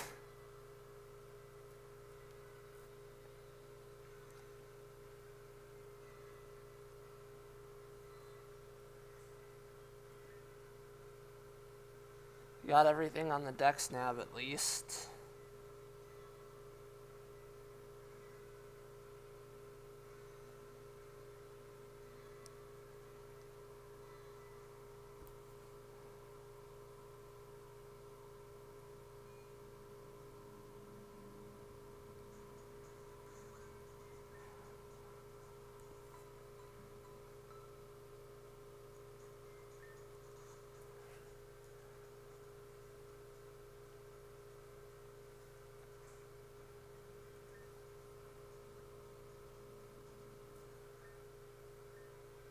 I guess these two should be switched up front since they're like the lower leveled ones right now.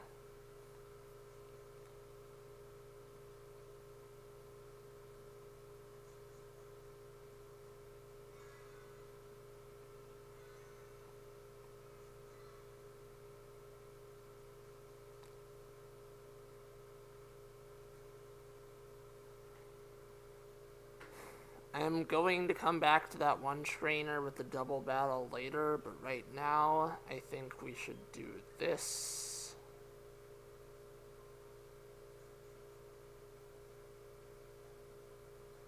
Continue on this way till we're a bit stronger.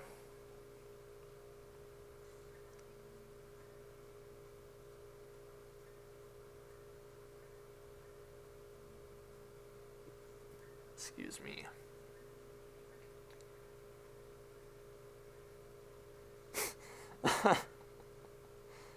I need a Pokemon that will help me deal significant amounts of property damage to these people.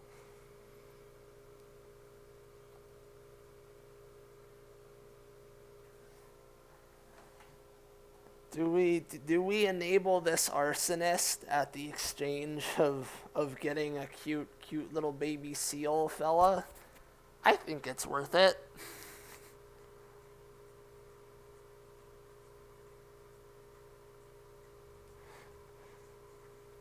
Gonna have two water types on the team, which might become a problem, but we'll deal with that when we get there, I guess.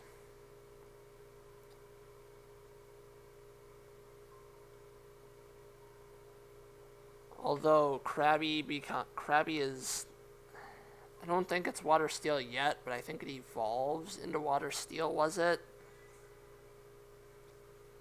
Which route had Litleo on it? Still not sure where we're supposed to find those.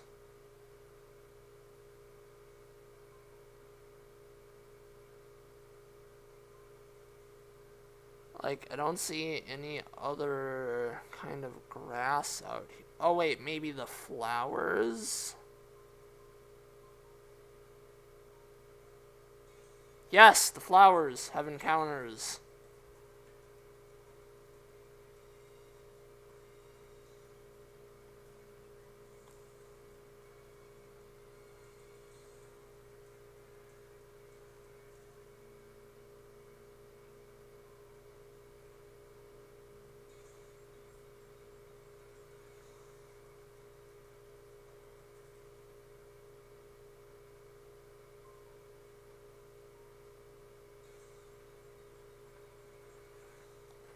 But yeah, Krabby, I think when it evolves, I think it should become Water Steel in this. I think I might be misremembering.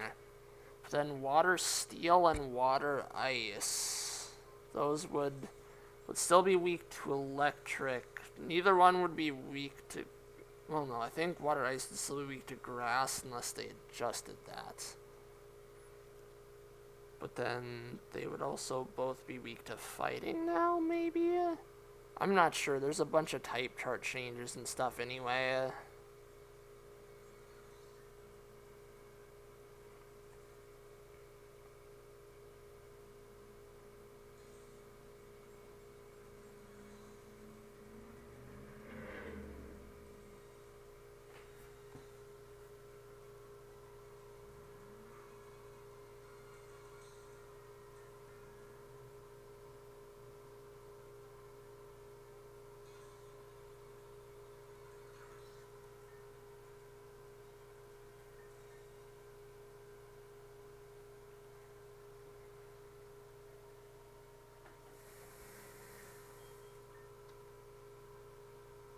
Still need Badoo. Badoo being in the flowers does actually make a lot of sense.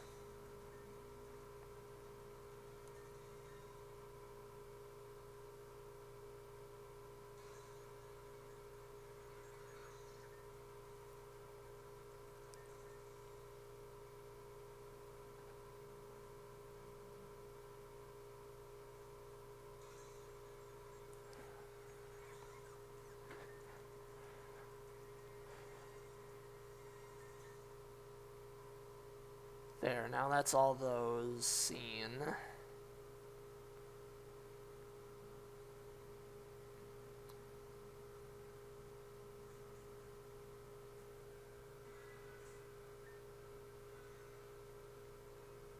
Litleo is in here. Also, like, there's a lot of link trades in this game, I'm noticing, which is... Or not link trades, but like NPC in-game trades. I guess that's the opposite of a link trade, because you're not actually linking with anyone. That's also something I've noticed has really, like, fallen by the wayside in the newer games.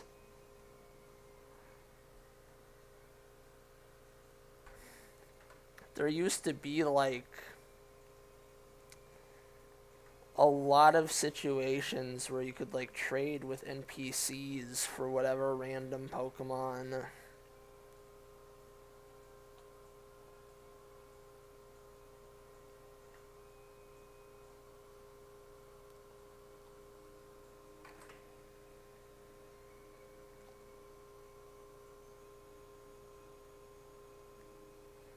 Or, you know, like, gift Pokemon as well, where NPCs would straight up give you a Pokemon.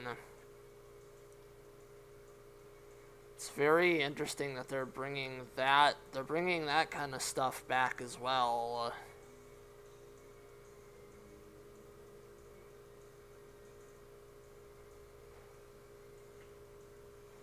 Nintendo said, no, you must learn to make friends to complete the dex, and then I cried.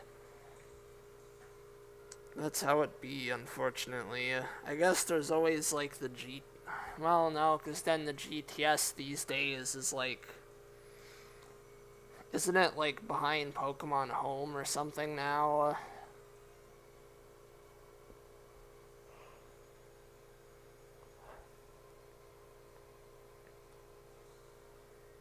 Which I honestly still do not even want Pokemon Home. Like, it is just not... I just keep hearing about all these issues people have with it, and it's like, why does this cost like 3 times as much as Pokemon Bank again? When Pokemon Bank was like way more functional and consistent.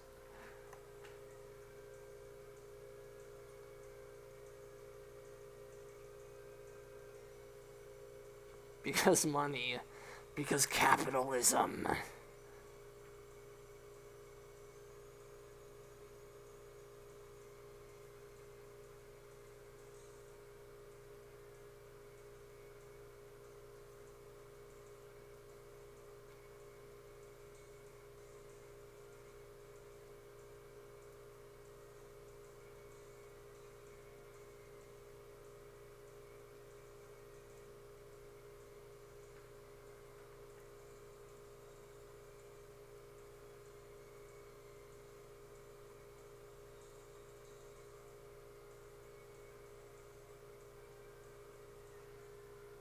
Honestly, I'm wondering if maybe I should,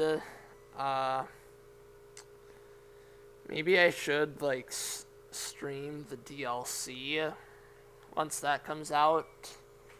But I probably still won't have the cash for it by that point.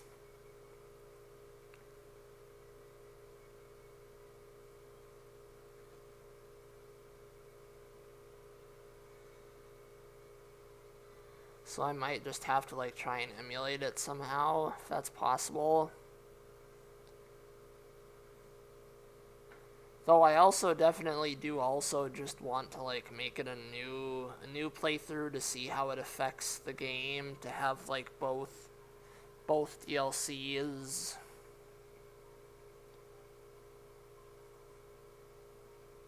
Once those are out, because I know that Sword and Shield is also like a very different game once you have both DLCs.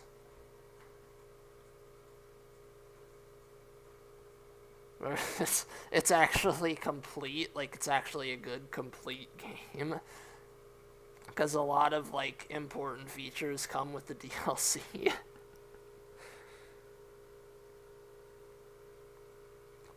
And with how clearly unfinished Scarlet Violet is, I wouldn't be surprised if the DLC for that also brings back a lot of stuff that should have been in the base game on top of like the new content.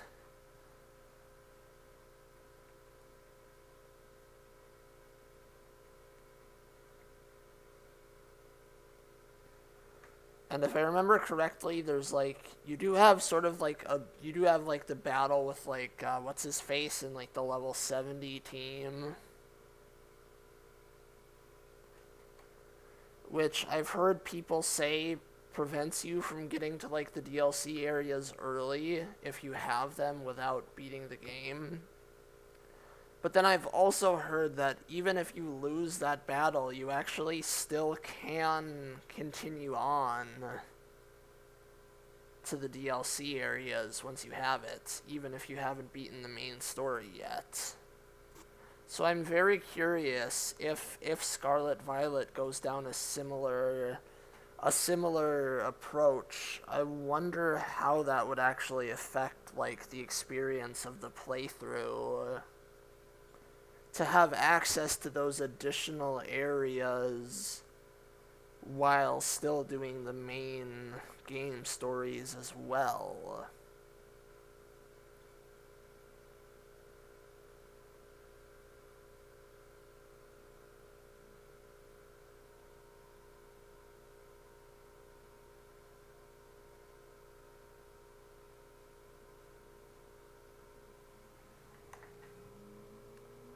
Peony, yeah, I think it was him. Yeah, I don't know. It's been a long time since I kept up with that. God, Sword and Shield feels forever ago at this point. I'm not sure if that's because of how much of a shit show there was around those games, that it was just like a very exhausting time in the fan base.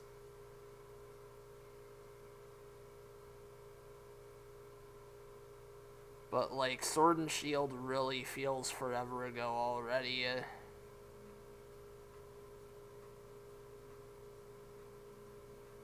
Also, welcome, Drago.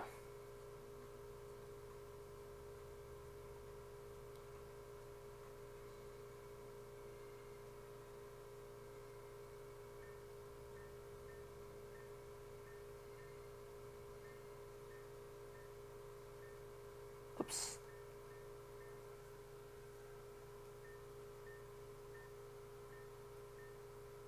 It keeps tripping me up that they default to no when I think the main games usually default to yes.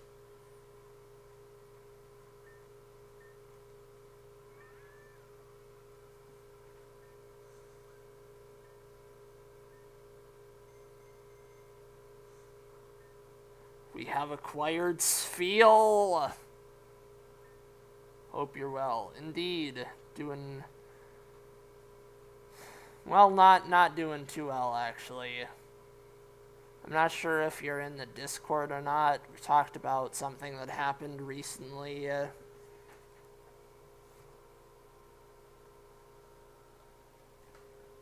Long story short, some meth head burned down my partner's apartment building, which definitely is a problem.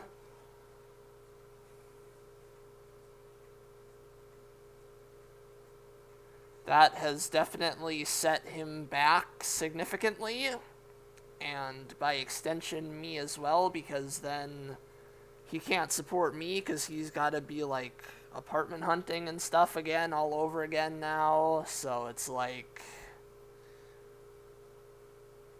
we could really use the support right now, basically.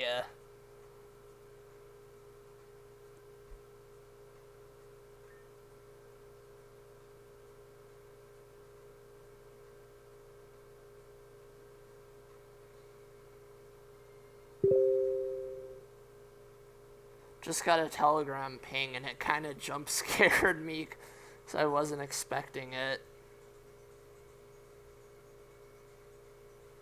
Oh, hell yeah, they got like what was it, the survival area? Is that what this music was?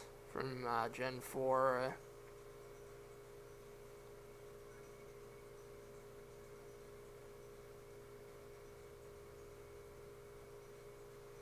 Kinda wanna, hold on, maybe, sorry, I'm kind of fiddling with the audio a bit. No, it's already at max volume on my end, though.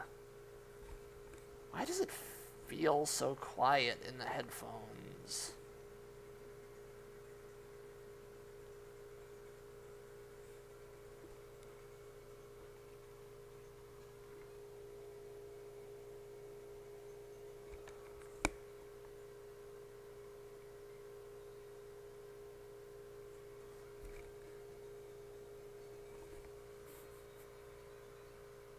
Wait a minute, is it coming through the headphones?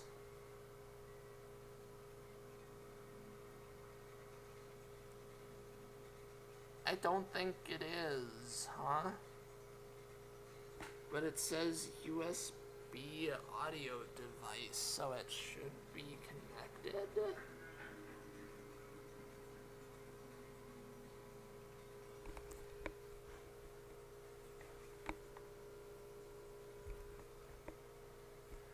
Maybe my hearing is just going already somehow.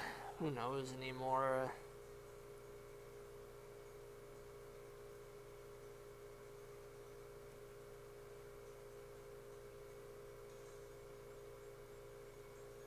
Horsey!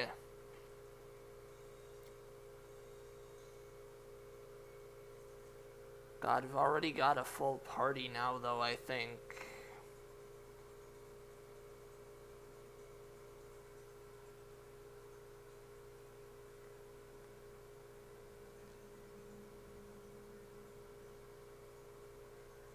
This field is only level 8. Do we have one experience candy?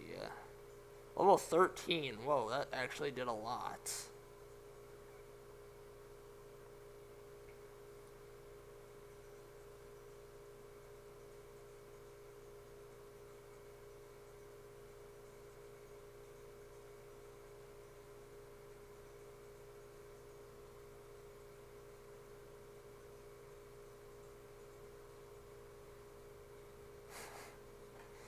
$1 million work in progresses. Yeah, or works in progress. But yeah, I feel that.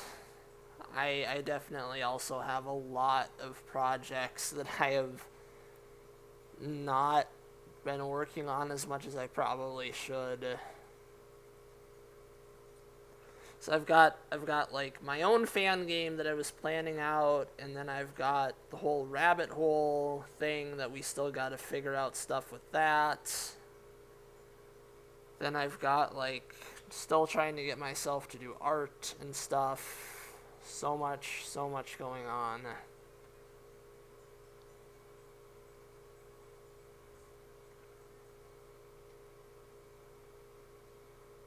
Oh god, there's a lot of encounters here.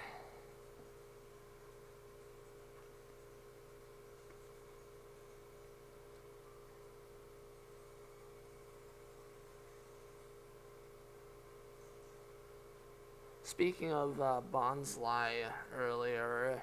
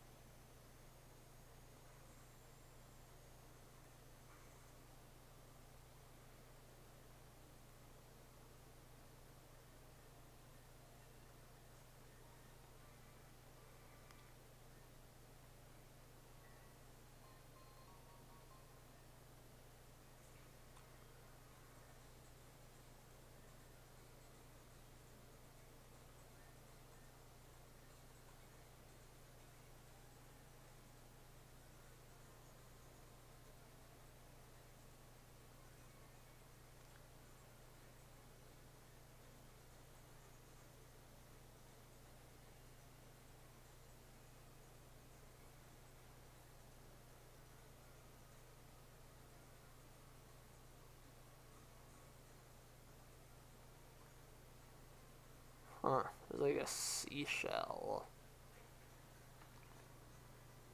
Little thingies on the side kind of give Shelder vibes on like a Slowking or a Slowbro. That's a nice touch.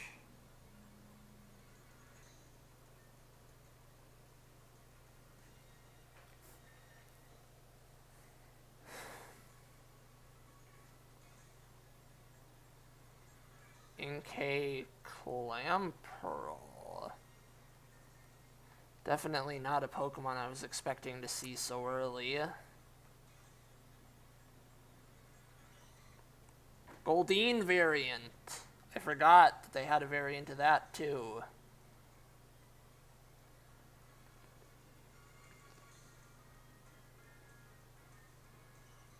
Dragon and Fairy. They obsessively count the pebbles in the rivers, becoming irate if the result is an unlucky number. OCD fish, let's go.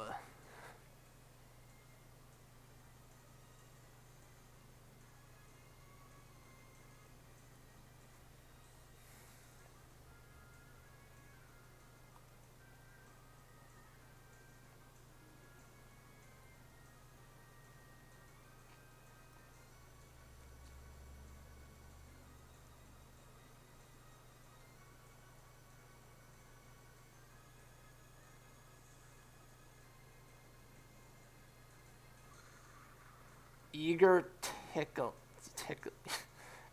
tickling.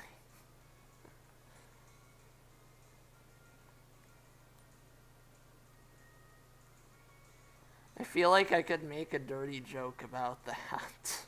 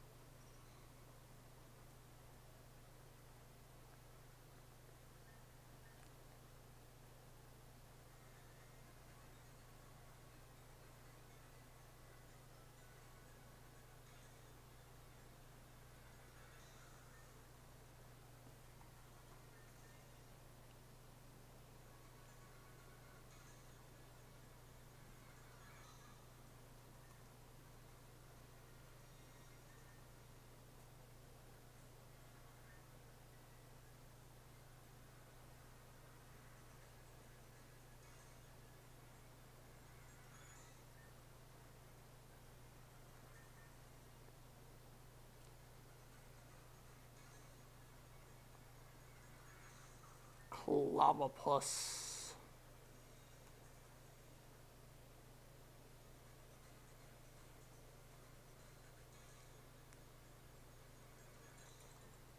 Vanillite. Huh.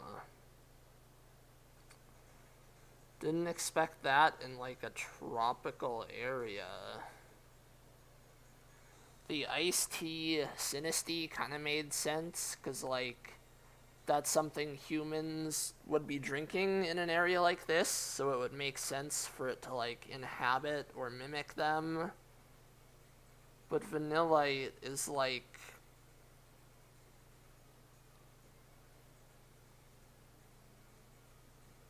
I don't think Vanillite quite works the same way. It kind of just happens to look like ice cream.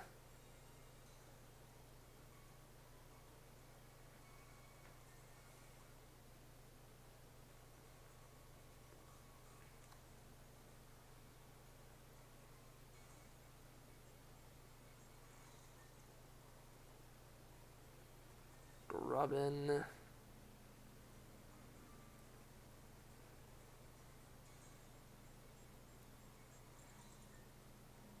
Also, Vanillite is apparently Ice Fairy now. Interesting.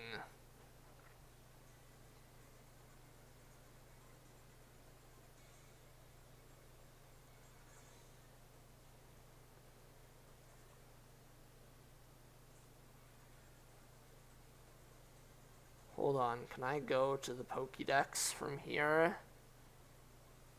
Oh wait, that's not what I wanted to do.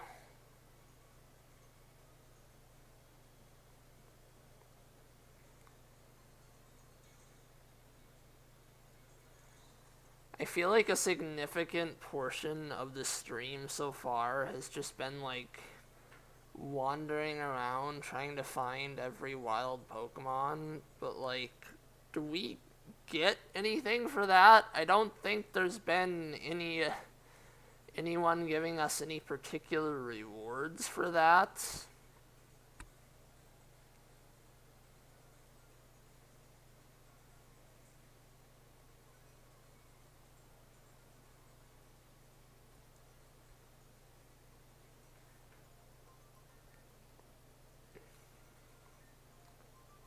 I know there was in like some other games with like if you completed like the habitat list in Gen 5 or like the Dex Nav in Oras, I think you could get like certain rewards and stuff for seeing like all the Pokemon on a route, but like there haven't been any NPCs mentioning it, I don't think.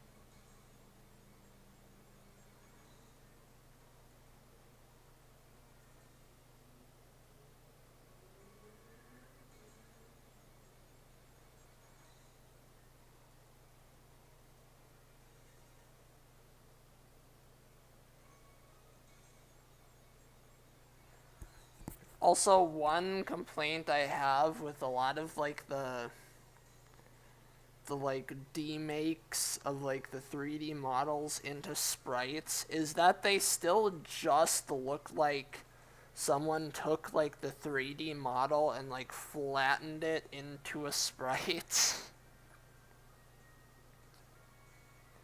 They don't look like an actual 2D drawing. They just look like someone took the 3D model and just smushed it down. So they really stick out against like the sprites that were very clearly drawn with like a 2D perspective in mind and like more creative posing and whatnot.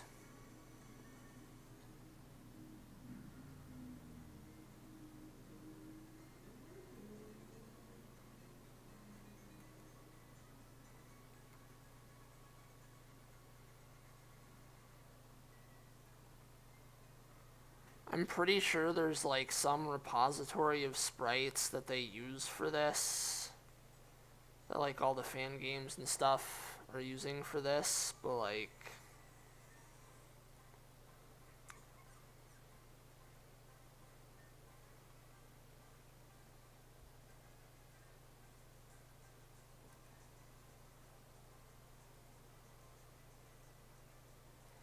just realized Snowball overlaps with our iced tea as well.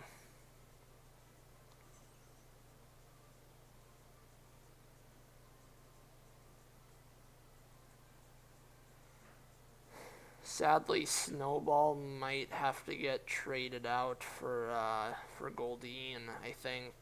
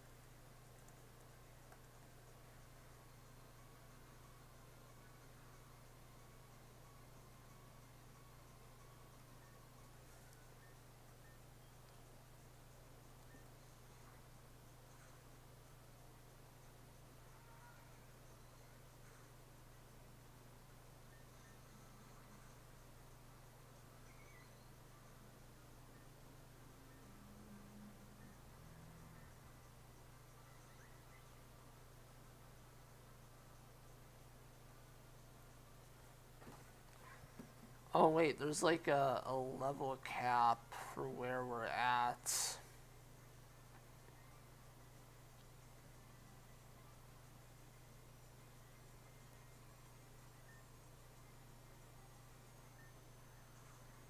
Flabebe is part grass type now, and it's frostbitten. Nice.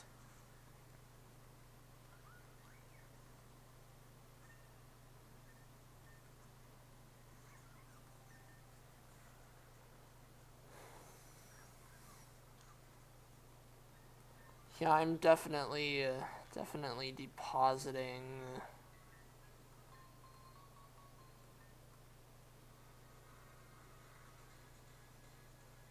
Definitely depositing Goldine, or not Goldine, depositing Sfeel in the PC and then grabbing Goldine.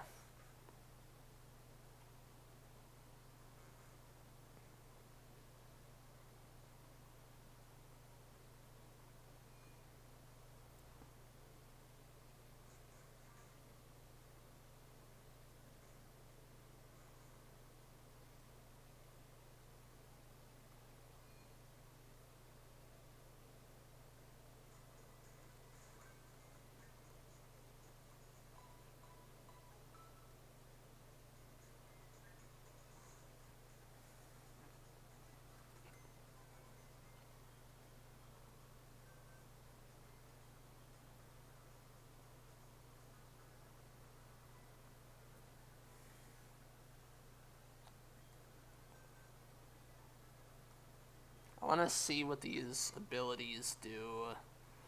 Takes half damage from dark and bug type moves. Oh, right. It's like the reverse of rattled, I think. Where like their speed is boosted if they take like dark or bug or ghost damage.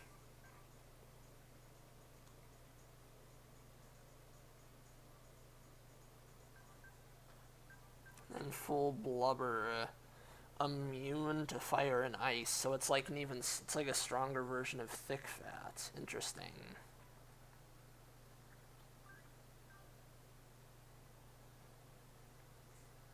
For the sake of type diversity, though, we're definitely switching it out for Goldine.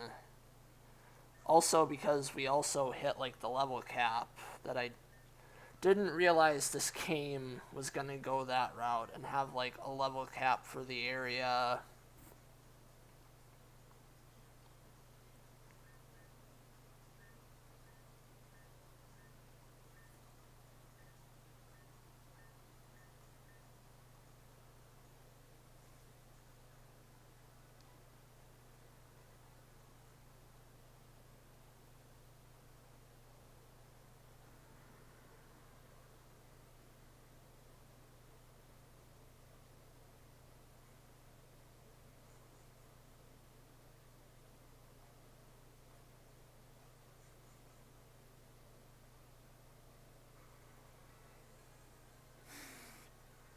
Perhaps we will find another purpose for Sfeel.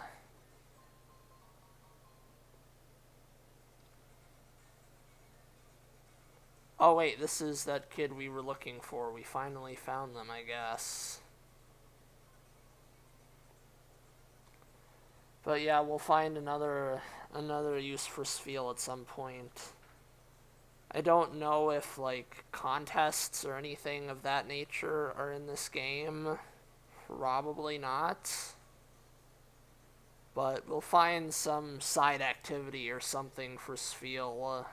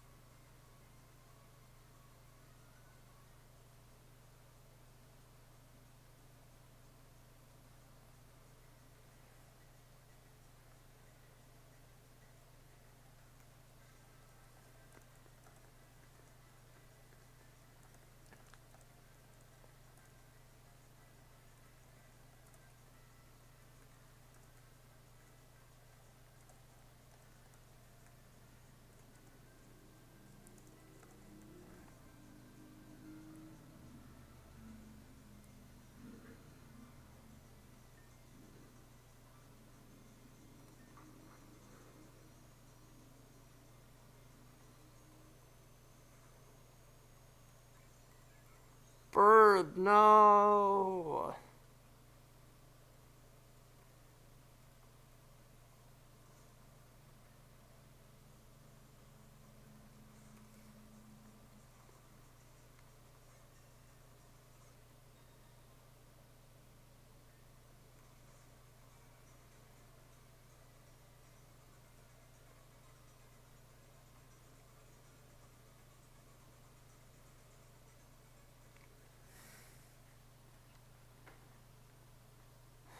God, the Poke Center is such a trip from here.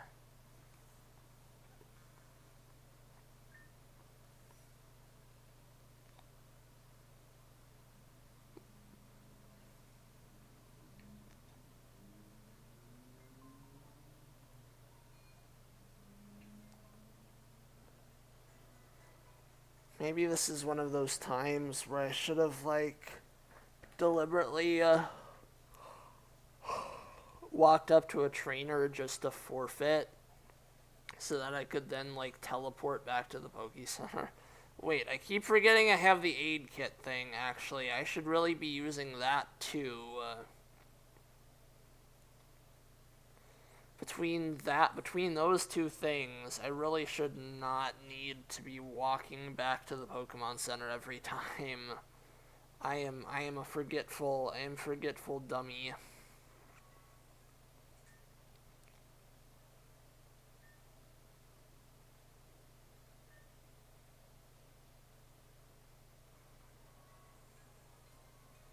Does the forfeit make you lose anything? I don't think so. I think it's basically just, like, maybe a little bit of money? I'm not sure, because I think it's basically just, like, losing a battle normally. Also, some trainers actually stick around and will be back to battle again after a full heal. Interesting. You stepped in our sand castle. Oops.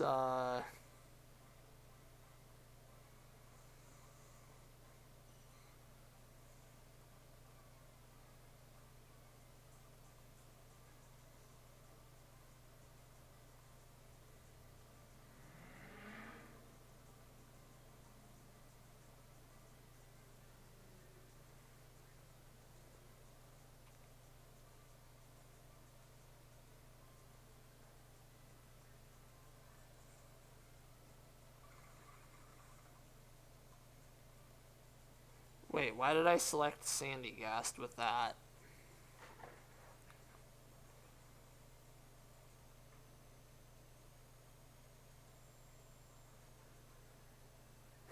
My brain is definitely starting to lose steam.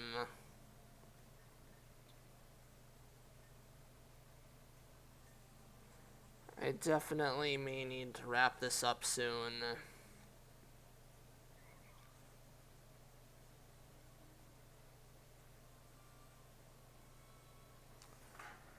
I also gotta remember to raid someone. I can't keep forgetting.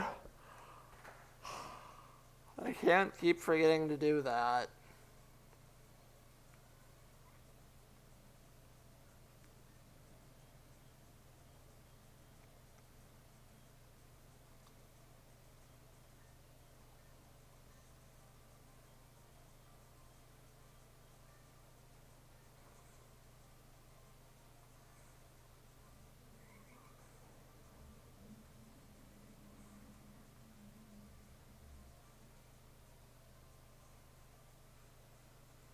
Krabby got knocked out by their own sandstorm.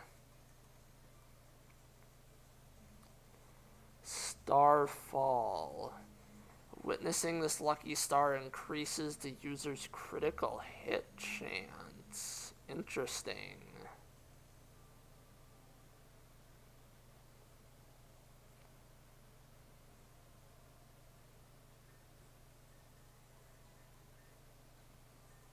Harsh voice.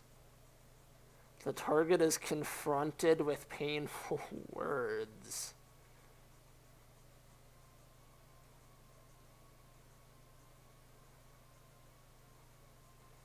30% chance to make the target flinch.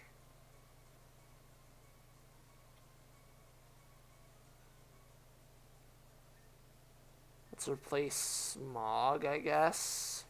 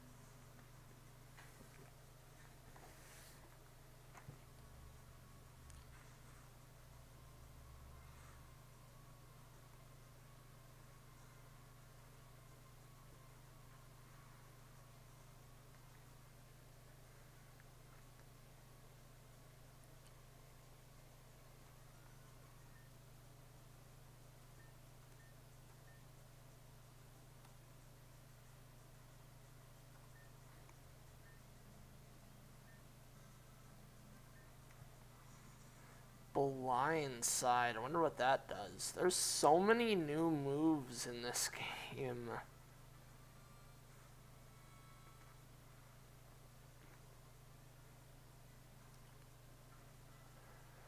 Mr. Krabs, no!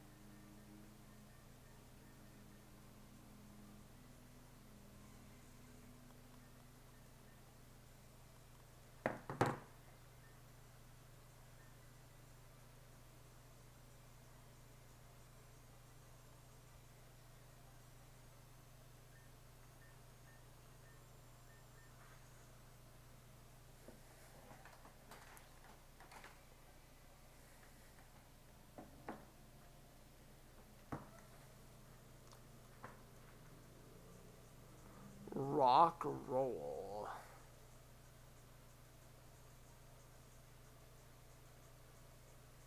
So it's like a rock type version of the Fury Cutter, I guess.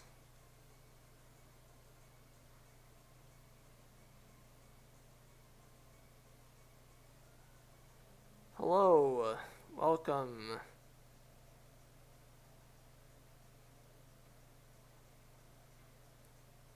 Ignited Soul. We are playing Pokemon Tectonic.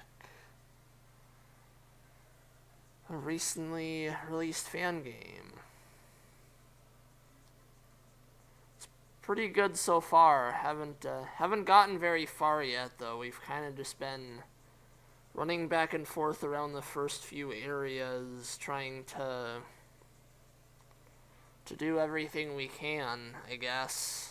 Definitely Definitely taking my time with this one.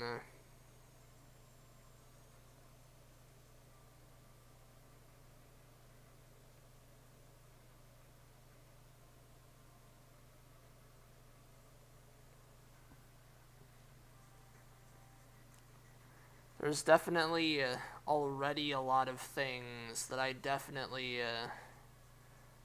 appreciate, though. A lot of quality of life features and whatnot.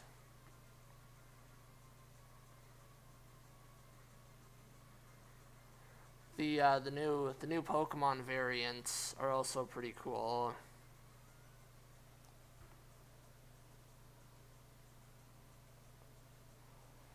Member of the dev team. Oh, that. Yeah. If I have any questions, I'll be sure to ask.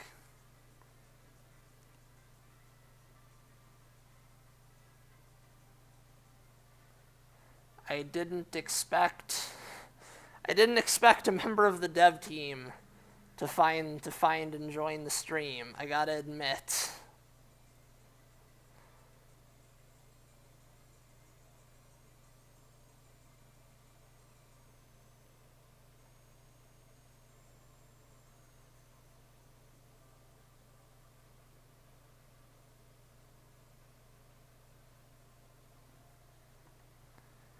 Try to support as many creators playing our game as we can. Awesome. I could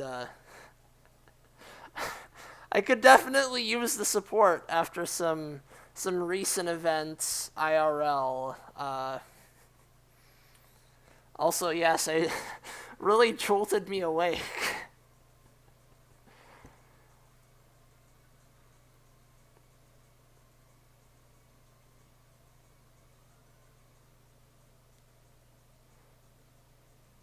Also, decisions. I guess I'll get rid of Fiery Touch.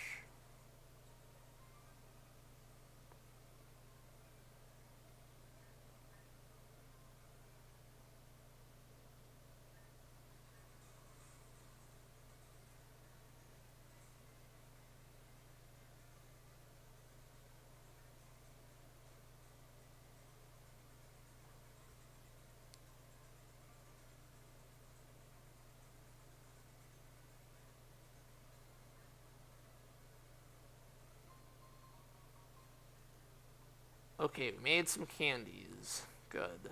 Gonna use those. Actually, do we need that many candies right now?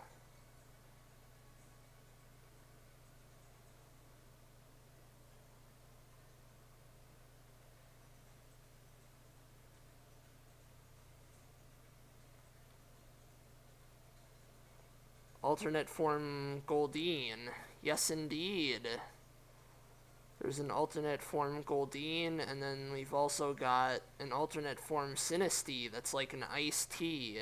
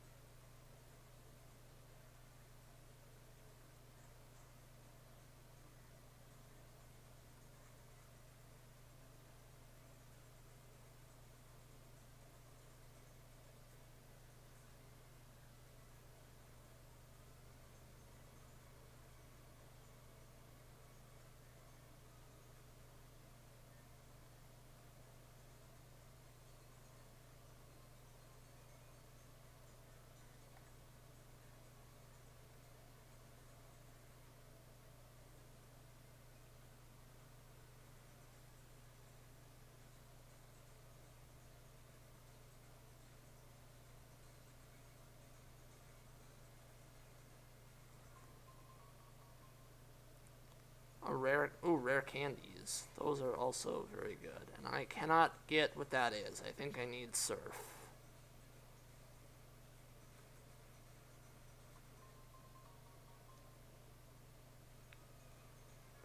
Fire Gem.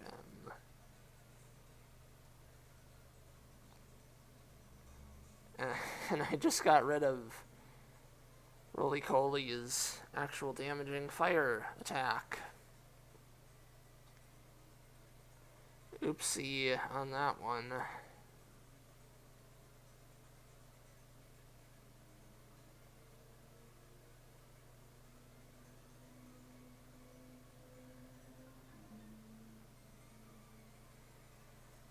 The Goldeen is very pretty.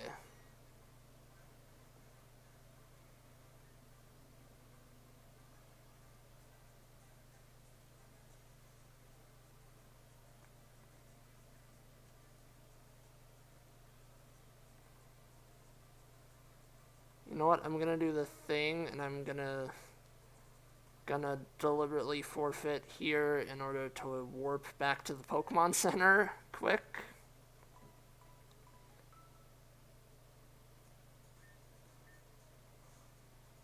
Probably could have used the aid kit, but I kind of also want to see if there's anything new with the tutors and stuff here, since we've got a full party now.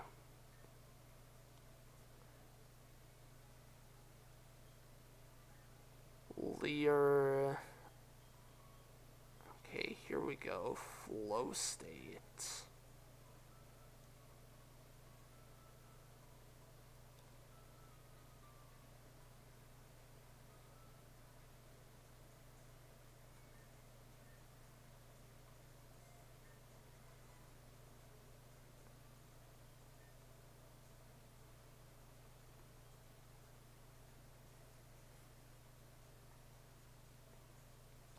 None of the others have anything.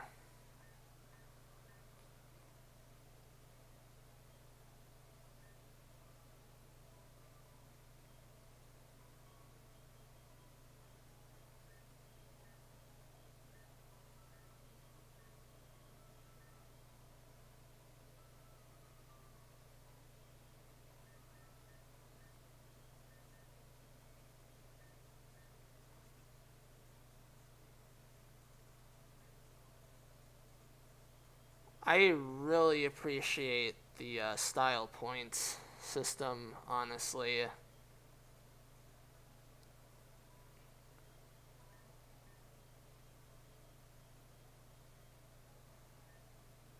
Definitely a much needed improvement on how the stats work.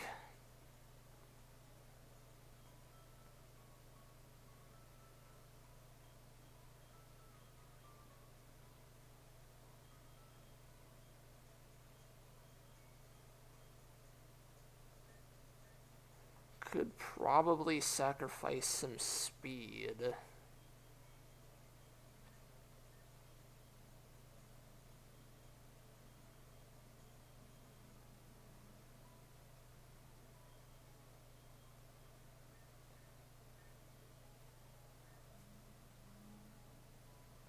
You get a stat pool, pretty much, yeah, you just get like a set number of points to assign for free instead of having to breed for perfect IVs and then grind up EVs and all that. Much simpler system.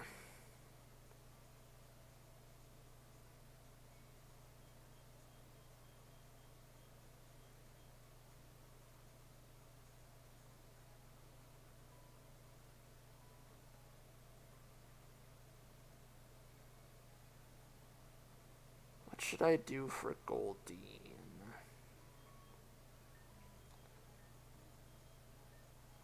Probably lower those defenses a bit. Those don't seem like they're going to be helping out much. Maybe up the speed a bit?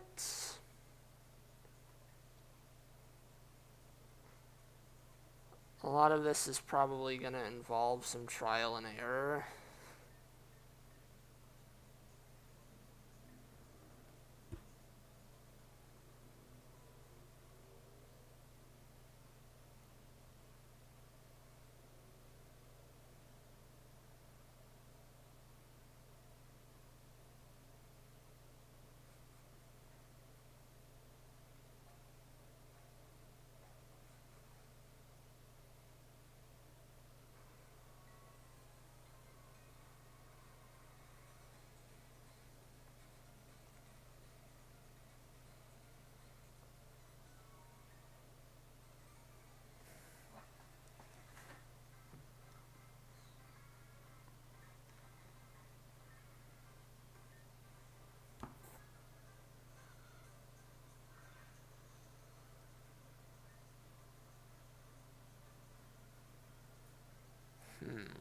resists all of the moves here, so that might actually...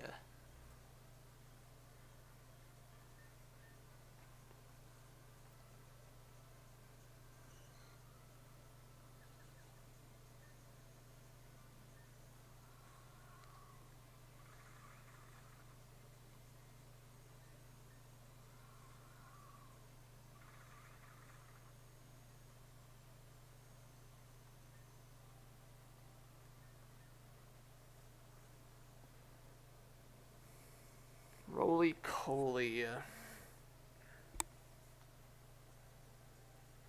Probably a better option here.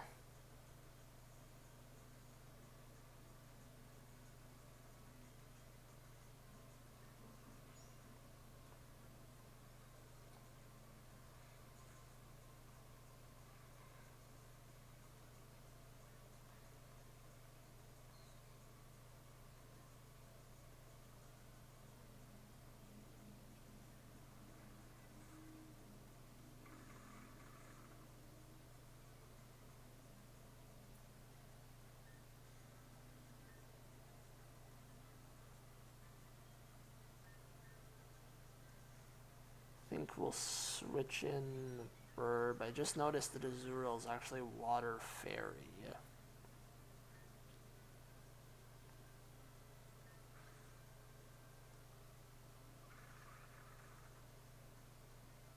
Ow.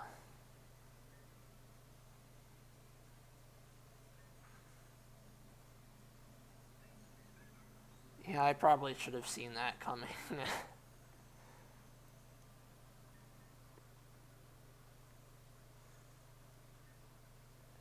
That one was my fault.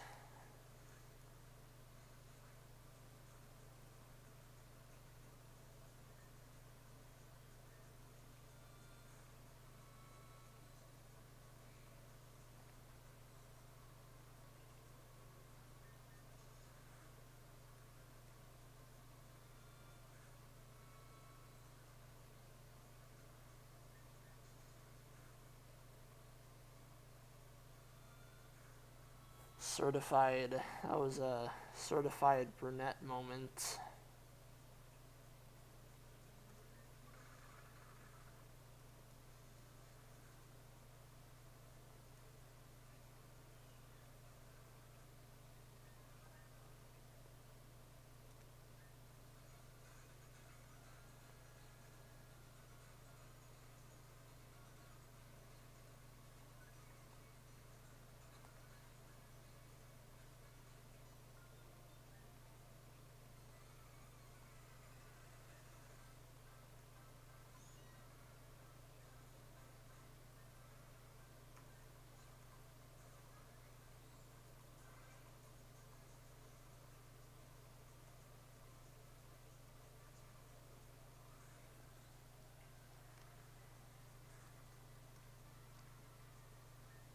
That critical hit preventing ability sure does activate often.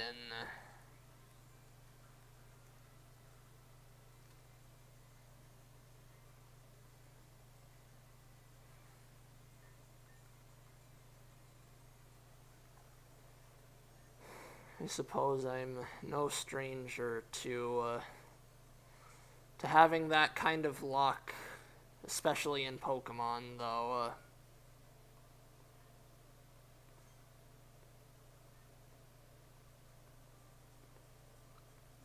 You could say instead of lucky rabbit's foot, I have unlucky rabbit's foot.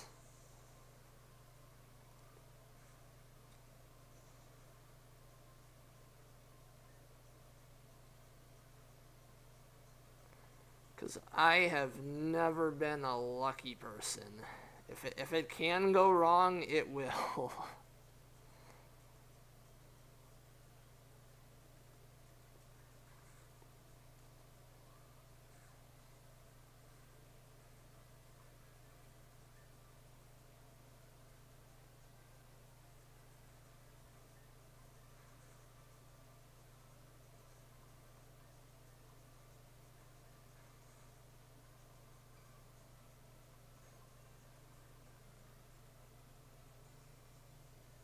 Nasty nip.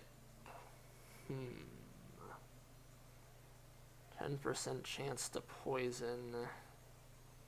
I think I'll just keep the guaranteed poison, honestly.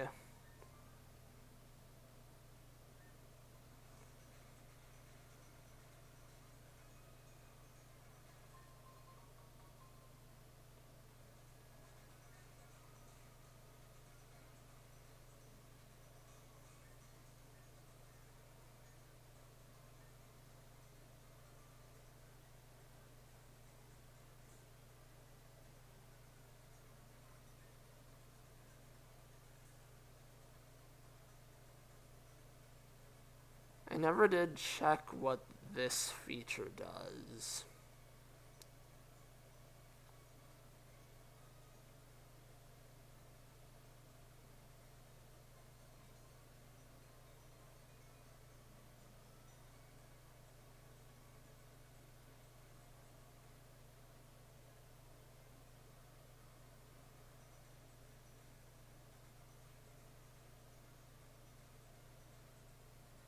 Interesting. So I guess it's like additional abilities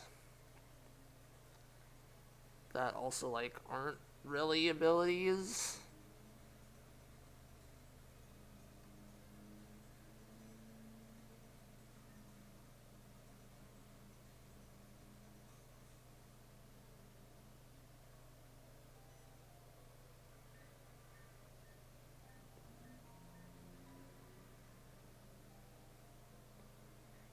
Oh, that's... Huh.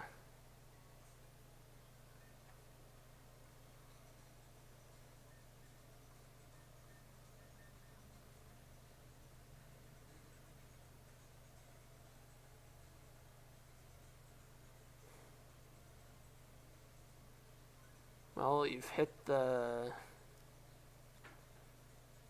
current level cap, it seems like.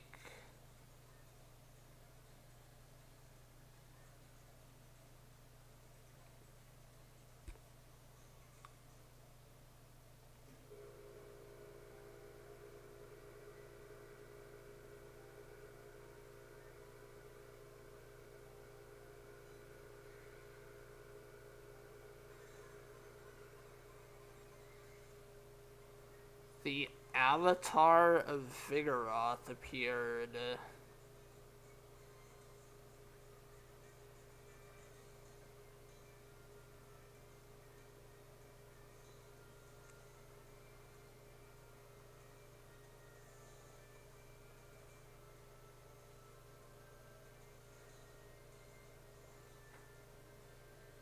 Also, wait, status conditions can actually overlap.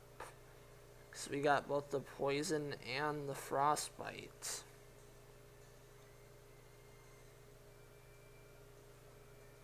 That is good to know.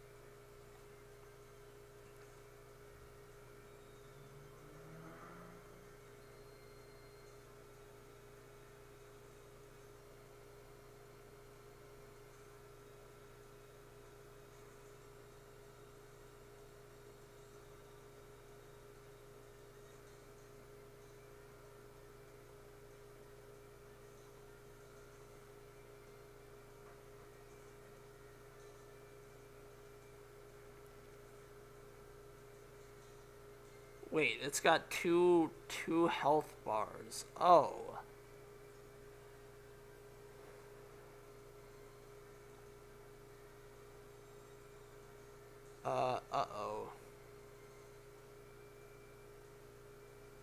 it can transform into a different type.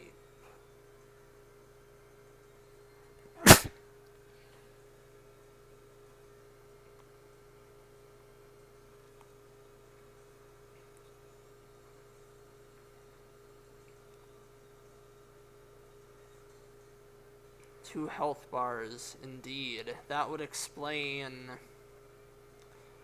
why we had to send 2 Pokemon against it.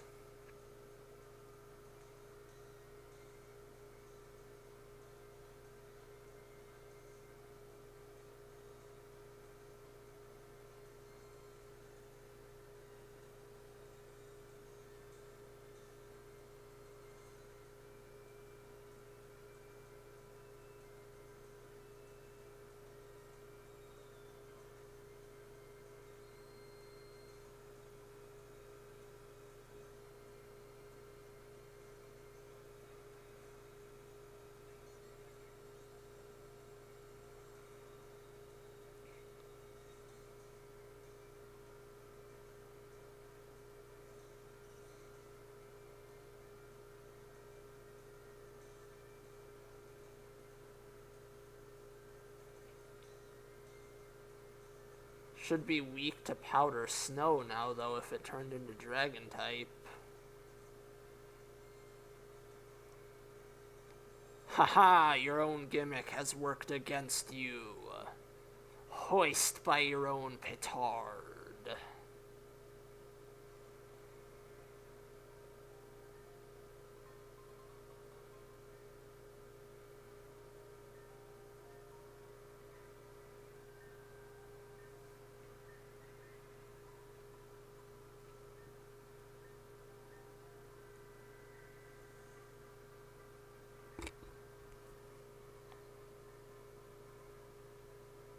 Avatar Totem. So these avatars seem to be a big deal.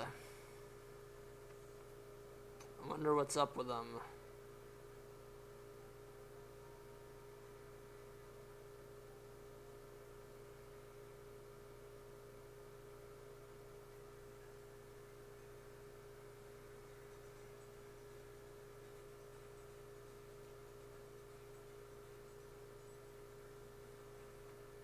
Oops. I wanted to warp back to the Poke Center, but I guess this gives me the opportunity for that.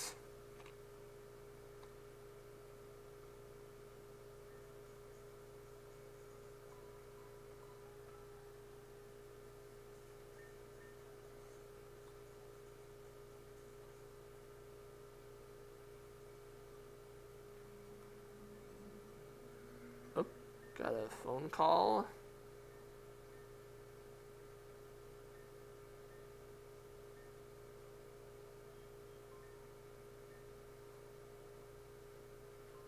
Damn, this rival sure is an asshole. Anyway, it seems like the gym is the next thing up, aside from one thing. Oh, is it snowing now? Huh. Before the gym, though, there is one more thing I wanted to take care of. We can finally battle this person.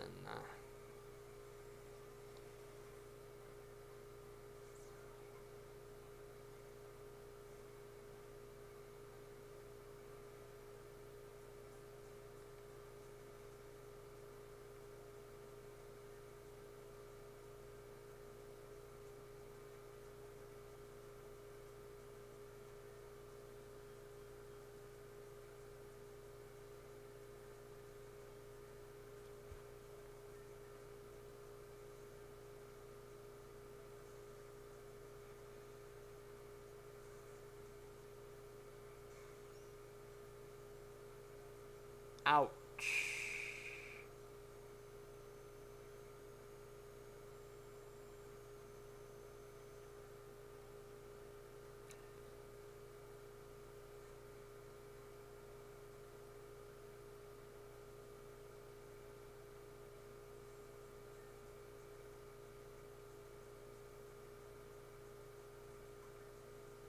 Forgot that Shellos is actually pure ground instead of water in this.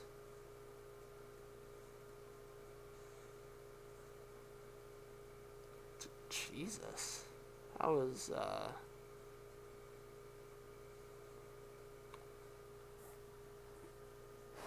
yeah, I definitely need, like, a plan for this.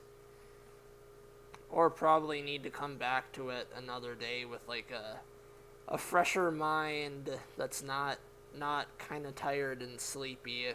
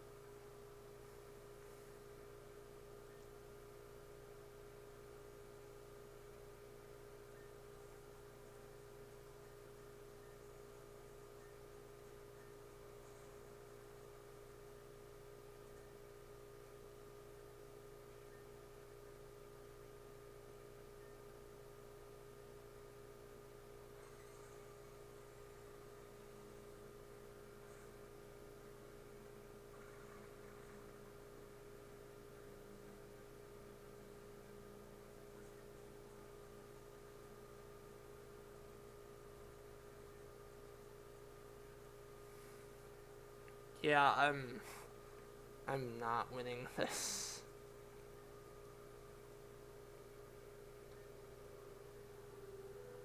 I think I might call it here.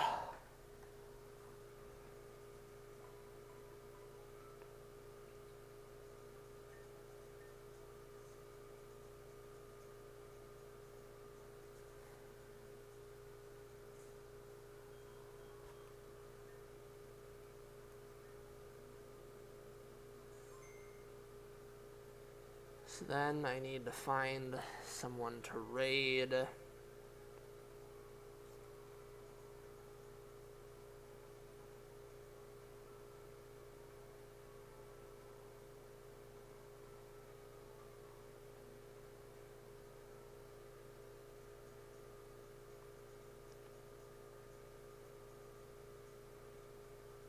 Speaking of Vixie,